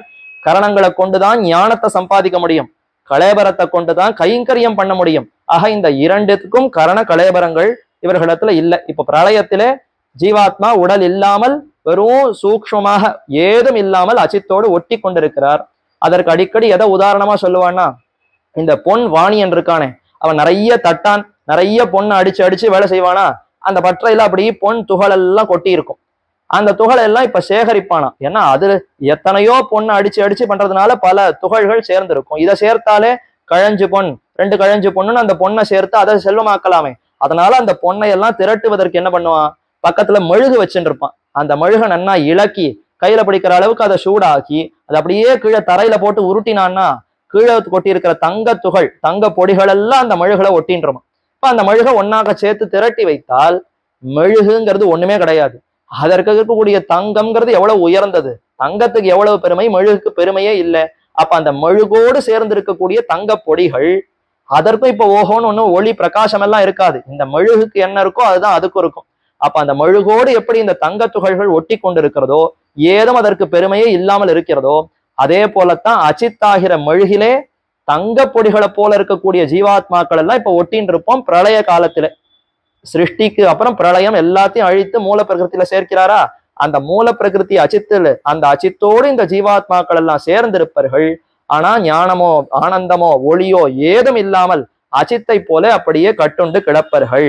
அதைத்தான் கரண கலேபர விதுரராய். அப்படி இருக்கிற சமயத்துல உடல் கிடையாது, இந்திரியங்கள் கிடையாது, ஏதும் கிடையாதா, கரண கலேபர சூன்யராய் ஏதும் இல்லாமல் இருப்பதை பார்த்து கரண கலேபர சூன்யராய் லூனபக்ஷ இவ அண்டஜஹா. அண்டஜஹான்னா பறவை, முட்டையிலிருந்து தானே பிறக்கிறது. முதல்ல ஒரு கர்ப்பம் முட்டையாக வந்து பிறக்கும், அடுத்த முட்டையிலிருந்து வெடித்து கொண்டு சிறகுகளோடு அது அந்த பறவையானது வெளிவருகிறதா, பிறக்கிறதா. அப்ப லூனபக்ஷ இவ அண்டஜஹா, அப்படிப்பட்ட பறவை இப்ப இறகொடிந்து விட்டது. நல்ல பறக்க வேண்டிய பறவைக்கு 2 இறகுகளும் போயிடுத்துன்னா எப்படி பறக்கும், அது எவ்வளவு தவிக்கும். அதே மாதிரி தான் இப்ப நமக்கு, நாமெல்லாம் ஜீவாத்மாக்கள் ஞான ஆனந்தமே வடிவாக இருப்பவர்கள். ஞான ஆனந்தம்ங்கிற அந்த அந்த சிறகுகள் இல்லாத ஒரு பறவையை போல நாம இருக்கிறோமா. பறவைக்கு 2 சிறகுகள் இருக்கணும், நமக்கும் அதே மாதிரி 2 இருக்கணும், ஞான ஆனந்தம். இப்ப அந்த 2மே இல்லாமல் இறகொடிந்த பட்சியை போலே நாமும் கிடக்கிறோம் என்பதுதான் அந்த பிரமாணத்தை காட்டுகிறார். லூன பக்ஷ இவ அண்டஜகா என்கிறபடியே இறகொடிந்த பட்சி போலே இருக்கிறபடியை கண்டு ஐயோ பாவம்னு எம்பெருமான் இறங்குகிறார். கரணகலேபரைர் கட்டயித்தும் தயமான மனாகா அச்சித விசேஷிதான். இப்படி கிடக்கக்கூடிய இவர்களெல்லாம் எப்படி திருத்துவது, எப்படி இவர்களெல்லாம் நம்ம இடத்துல சேர்ப்பதுன்னா அது மறுபடியும் சிருஷ்டித்தால் அன்றி, இவர்களுக்கு உடலை கொடுத்தால் அன்றி இது செய்யவே முடியாது. இவர்களுக்கு ஒரு உடலை கொடுத்து அந்த உடல்ல இவர்கள் நன்றாக ஞானத்தோடு பக்தியோடு கைங்கரியம் செய்ய வைத்தால்தான் இனி இந்த சம்சாரத்திலிருந்து இவர்களை விடுபட முடியும். அதனால இவர்களுக்கு உடலை கொடுக்கலாம் என்பதற்காக கரணகலேபரைர் கட்டயிதும் தயமான மனாகா. எம்பெருமானுக்கு இயற்கையில தயை பிறக்கிறது, கருணை பிறக்கிறது. அந்த தயையோடு கருணையோடு கூடிய திருவுள்ளத்தோடு சரி இனி சிருஷ்டிக்கலாம் என்று எம்பெருமான் சிருஷ்டிக்க தொடங்குகிறானாம். கரணகலேபரை கட்டயிதும் தயமான மனாகா. இந்த தயைங்கிறது நாம பிரார்த்தித்து ஏற்படக்கூடிய தயையே அல்ல, பெருமானுக்கு இயற்கையில இருக்கக்கூடிய தயை. ஏன்னா நித்தியசூரிகள் முக்தர்கள் அங்க வைகுந்தத்துல அனுபவித்துக் கொண்டிருக்கிறார்கள். இந்த சம்சாரிகளுக்கு ஏதுமே இல்லை, மனசு இல்லை, இந்திரியங்கள் இல்லை, எதுவுமே இல்லை. அப்ப நாம பிரார்த்தித்து எம்பெருமான் தயையை புரியவில்லை, தானா இயற்கையில் யோகபத்தியம் அனுகிரக காரியம் என்று இதைத்தான் பிரம்மசூத்திரத்துல தெரிவிக்கிறார்கள். எம்பெருமான் சிருஷ்டிக்கிறானே, யுகபத்து சிருஷ்டி, அனைத்தையும் சிருஷ்டிக்கிறானே. இது எதனால செய்கிறான், நாம யாரானும் பிரார்த்தித்தோமா, இல்ல நித்தியர்கள் முக்தர்கள் பிரார்த்தித்தார்களான்னா யாரும் பிரார்த்திக்காமல் எம்பெருமான் இயற்கையிலே தன்னுடைய தயை தன்னுடைய கருணையை பார்த்து சரி இவர்களுக்கும் ஒரு பிறவி கொடுத்தால்தான் மேற்கொண்டு இவர்கள் ஞானத்தை பெற்று நம்மிடத்துல வருவார்கள் என்று தன்னுடைய இரக்கத்தினாலேயே அவன் எம்பெருமான் சிருஷ்டிக்கிறான். தயமான மனாகா என்கிறபடியே கரணகலேபரர் கட்டைத்தும் என்றும் பல்லுயிர்க்கும் ஆக்கை கொடுத்தளித்த கோணே குணப்பரனே என்றும் சொல்லுகிறபடியே பரமதயாளுவாய்க் கொண்டு பல்லுயிர்க்கும் எல்லா ஜீவாத்மாக்களுக்கும் ஆக்கை கொடுத்தளித்த கோணே. கோன்னா சுவாமி, அவர்தான் நமக்கெல்லாம் தலைவரா இருக்கார், சுவாமியா இருக்கார், சொத்தை உடையவரா இருக்கார். அப்ப சொத்தை உடையவர் தானே சொத்தை ரட்சிக்கணும். இந்த சொத்தை ரட்சிப்பதற்காக எம்பெருமான் சிருஷ்டிக்க தொடங்குகிறான். அப்படி சிருஷ்டிக்கும் பொழுது அனைவருக்கும் அன்னன்ன அவரவர்களுக்குன்னு ஏற்பட்ட அந்த கர்மத்திற்கு சேர ஆக்கை உடலை கொடுக்கிறான். முன்னீர் ஞாலம் படைத்த எம் முகில்வண்ணனே அந்நாள் நீ தந்த ஆக்கை. எம்பெருமான் தான் நமக்கு இந்த ஆக்கையை கொடுக்கிறார், இந்த சரீரத்தை கொடுக்கிறார். எப்படி கொடுக்கிறார், நம்முடைய கர்மத்திற்கு ஏற்ப கொடுக்கிறார். அவனவன் செய்த அந்த கர்மத்திற்கு ஏற்றாற் போலே அந்தந்த சரீரத்தை கொடுக்கிறார். பல்லுயிர்க்கும் ஆக்கை கொடுத்தளித்த கோணே என்றும் சொல்லுகிறபடியே பரமதயாளுவாய் கொண்டு தயை. நாம பிரார்த்தித்து எம்பெருமான் தயை புரிந்தால் தயை உடையவன் தயாளு. ஆனா நம்ம பிரார்த்திக்காமலே எம்பெருமான் தய புரிகிறான்னா பரமதயாளு. அந்த எம்பெருமானுடைய தயைக்கு சாமியமா இன்னொரு தயை சொல்ல முடியுமோ? அதனால பரமஹா அப்படின்னா சமமே அற்றதாய் உயர்ந்ததான தயையோடு எம்பெருமான் நமக்கு இந்த ஆக்கைய கொடுக்கிறான், சிருஷ்டி செய்கிறான் என்றும் சொல்லுகிறபடியே அகில ஆத்மாக்களுக்கும் கரணகலேபர பிரதானம் பண்ணியருள. அகில ஆத்மாக்கள்னு இங்க போட்டிருக்கார். ஆனா நித்தியர்கள் முக்தர்களை இங்க சேர்க்கக்கூடாது. சாதாரணமா அகிலன்னு சொன்னா அனைத்தும்னு பொருள். அப்ப அனைத்து ஆத்மாக்களுக்கும் சரீரம் கொடுத்தாரான்னா இந்த சம்சாரத்துல சிக்குண்டு இருக்கக்கூடிய ஜீவாத்மாக்களுக்கு தான் சரீரம் கொடுக்கிறார், சிருஷ்டிக்கிறார், பிறக்கப்படி செய்கிறார். நித்தியர்கள் முக்தர்கள் மறுபடியும் சம்சாரத்துல பிறக்க வேண்டிய அவசியமே இல்லையே. நித்தியர்களுக்கு கர்ம சம்பந்தமே கிடையாது. முக்தர்கள் கர்மத்தை தொலைத்து கொண்டுதான் போய் சேர்ந்திருக்கிறார்கள். அப்ப அகில ஆத்மாக்களுக்கும்னா நம்மை போன்ற சம்சாரிகளான அனைத்து ஜீவாத்மாக்களுக்கு எம்பெருமான் கொடுத்தான். அகில ஆத்மாக்களுக்கும் கரண கலேபர பிரதானம் பண்ணி இந்திரியங்களை கொடுக்கிறார். அதுதான் கரணங்கள். இந்திரியங்களை கொண்டுதான் நாம நிறைய ஞானத்தை பெற முடியும், செயல்களை புரிய முடியும். கலேபரம் அதுதான் சரீரம், அந்த உடலை கொடுக்கிறார். கரண கலேபர பிரதானம் பண்ணியருள, தானே கொடுக்கிறார், தயையோடு கொடுக்கிறார், பண்ணி அருள. அதனால்தான் அருளுதல். எம்பெருமான் எதை செய்தாலும் அது அருளோடு சேர்ந்தது. அருள் இல்லாமல் அவர் எந்த செயலையும் செய்ய மாட்டார். அவர் கண்ணை சிமுட்டுறாருன்னு சொன்னா கூட அது கூட அருளாலத்தான் சிமுட்டுவார். அது இது உது என்னலாவனவல்ல என்னை உன் செய்கை நைவிக்கும். எம்பெருமான் எந்த செயலை புரிந்தாலும் அது திருவிளையாடல், சேஷ்டிதம் என்று உயர்ந்து கொண்டாடப்படக்கூடிய அருளோடு சேர்ந்த ஒரு செயல்தான். அதனால இப்படி எம்பெருமான் நமக்கு அருள இவர்களும் விசித்ரா தேக சம்பத்தி ஈஸ்வராய நிவேதிதும் பூர்வமேவ கிருதா பிரம்மன் அஸ்தபாதாதி சயுதா என்று அந்த எம்பெருமான் கொடுத்த உடனே இவர்கள் என்ன பண்ணியிருக்கணும்? ஆஹா, எம்பெருமான் கொடுத்தார், இனி அவரை தவிர வேறு எங்கும் மனசு செல்லாதுன்னு அவரையே அடைந்து அவருடைய திருவடிகளை பற்றி உஜ்ஜீவனத்தை அடைய வேண்டும். ஆனா நம்மாழ்வார் தெரிவிச்சுட்டாரே, முன்னீர் ஞாலம் படைத்த எம் முகில்வண்ணனே அந்நாள் நீ தந்த ஆக்கையின் வழி உழல்வேன். நீ கொடுத்த உடலை கொண்டு உன்னிடத்துல வரணும்னு புரிந்து கொள்ளல. ஓ, உடலோடு சேர்ந்து இத்தோடு அனுபவிக்கணும் போல் இருக்கு, இன்னும் பல பல உடல்களை பெற்று இப்படியே இருக்க வேண்டும் போல் இருக்கிறதுன்னு நினைத்து கொண்டு ஆக்கையின் வழி உழல்வேன். ஒருத்தனுக்கு படகு கொடுத்தார், இந்த இக்கரையில இருந்து அக்கறைக்கு போன்னு நீச்சல் தெரியாது, படகு கொடுத்து இதுல மேல ஏறி போன்னு கொடுத்தா படகு கொண்டு என்ன பண்ணும்? நதியை தாண்டி அக்கறைக்கு போகணும். இவன் அந்த நதி போன வழியிலேயே படகோடு போய் சேர்ந்தா அது என்ன ஆகும்? கடைசியில எங்கேயோ போய் ஏதோ கஷ்டப்பட வேண்டியது தானே. அதே போலத்தான் நமக்கு எம்பெருமான் உடலை கொடுத்தது இதிலிருந்து விடுபட்டு சம்சாரத்திலிருந்து அக்கறைக்கு போவதற்கு. ஆனா இன்னும் சம்சாரத்திலேயே இப்படி படகை ஓட்டி கொண்டு அங்கிங்க சுத்தலாம் போல் இருக்கேன்னு நாம இதுலயே சுத்தி கொண்டிருக்கிறோம். அதை பத்தின விஷயங்களைத்தான் மேலே பிரமாணங்களை தெரிவிக்கிறார். ஸ்ரீவிஷ்ணு தத்துவத்திலிருந்து பிரமாணத்தை காட்டி ஆழ்வார் பாசுரங்களையும் காட்டி இப்படி இருக்கக்கூடிய நமக்கு அடுத்து என்ன செய்கிறார்? இப்ப முதல் படி எம்பெருமான் எடுத்து வச்சுட்டார். நாம முதல் படி எடுக்கிறோமா, பெருமாள் முதல் படி எடுக்கிறோமான்னா இது எப்பொழுதுமே பகவான் அவர்தான் முதல் படி எடுப்பார். நாம எங்க அவர் அடைவதற்கு என்ன முயற்சி எடுக்க போகிறோம்? அவ பெருமான் இப்ப முதல் படி எடுத்து வச்சுட்டார். இவர்களுக்கெல்லாம் சிருஷ்டி பண்ணி இவர்களுக்கெல்லாம் உடலை கொடுத்தார். ஆனா அந்த உடலை நாம சரியா பயன்படுத்தினோமான்னா இல்ல. அதனால அடுத்து எம்பெருமான் அடுத்தபடி எடுத்து இறங்கி வைக்கிறார். அது என்ன என்பதையும் மேற்கொண்டு எப்படி ஆச்சாரியர் அதை விளக்குகிறார் என்பதையும் அடுத்த காலக்ஷேபத்திலே அனுபவிக்கலாம் என்று கூறி அமைகிறேன். மேற்கொண்டு 2வது காலக்ஷேபம் மதியம் 4லிருந்து 5:30 மணி. இன்னைக்கு ஒன்றும் புறப்பாடு இல்லை, அதனால சாயங்காலம் 4 மணியிலிருந்து 5:30 மணி வரைக்கும் இங்க மேற்கொண்டு அடுத்த காலக்ஷேபம் குரு பரம்பரா பிரபாவம் காலக்ஷேபம் நடைபெறும். இன்னும் பலரும் வந்து கேட்டு அனுபவிக்க வேண்டும் என்று பிரார்த்தித்து கொண்டு அமைகிறேன். பிருந்தாரண்ய நிவாசாய பலராமானுஜாயச்ச ருக்மிணி பிராணநாதாய பார்த்தசூதாய மங்களம். ஆழ்வார் திருவடிகளே சரணம், எம்பெருமானார் திருவடிகளே சரணம், ஜீயர் திருவடிகளே சரணம்.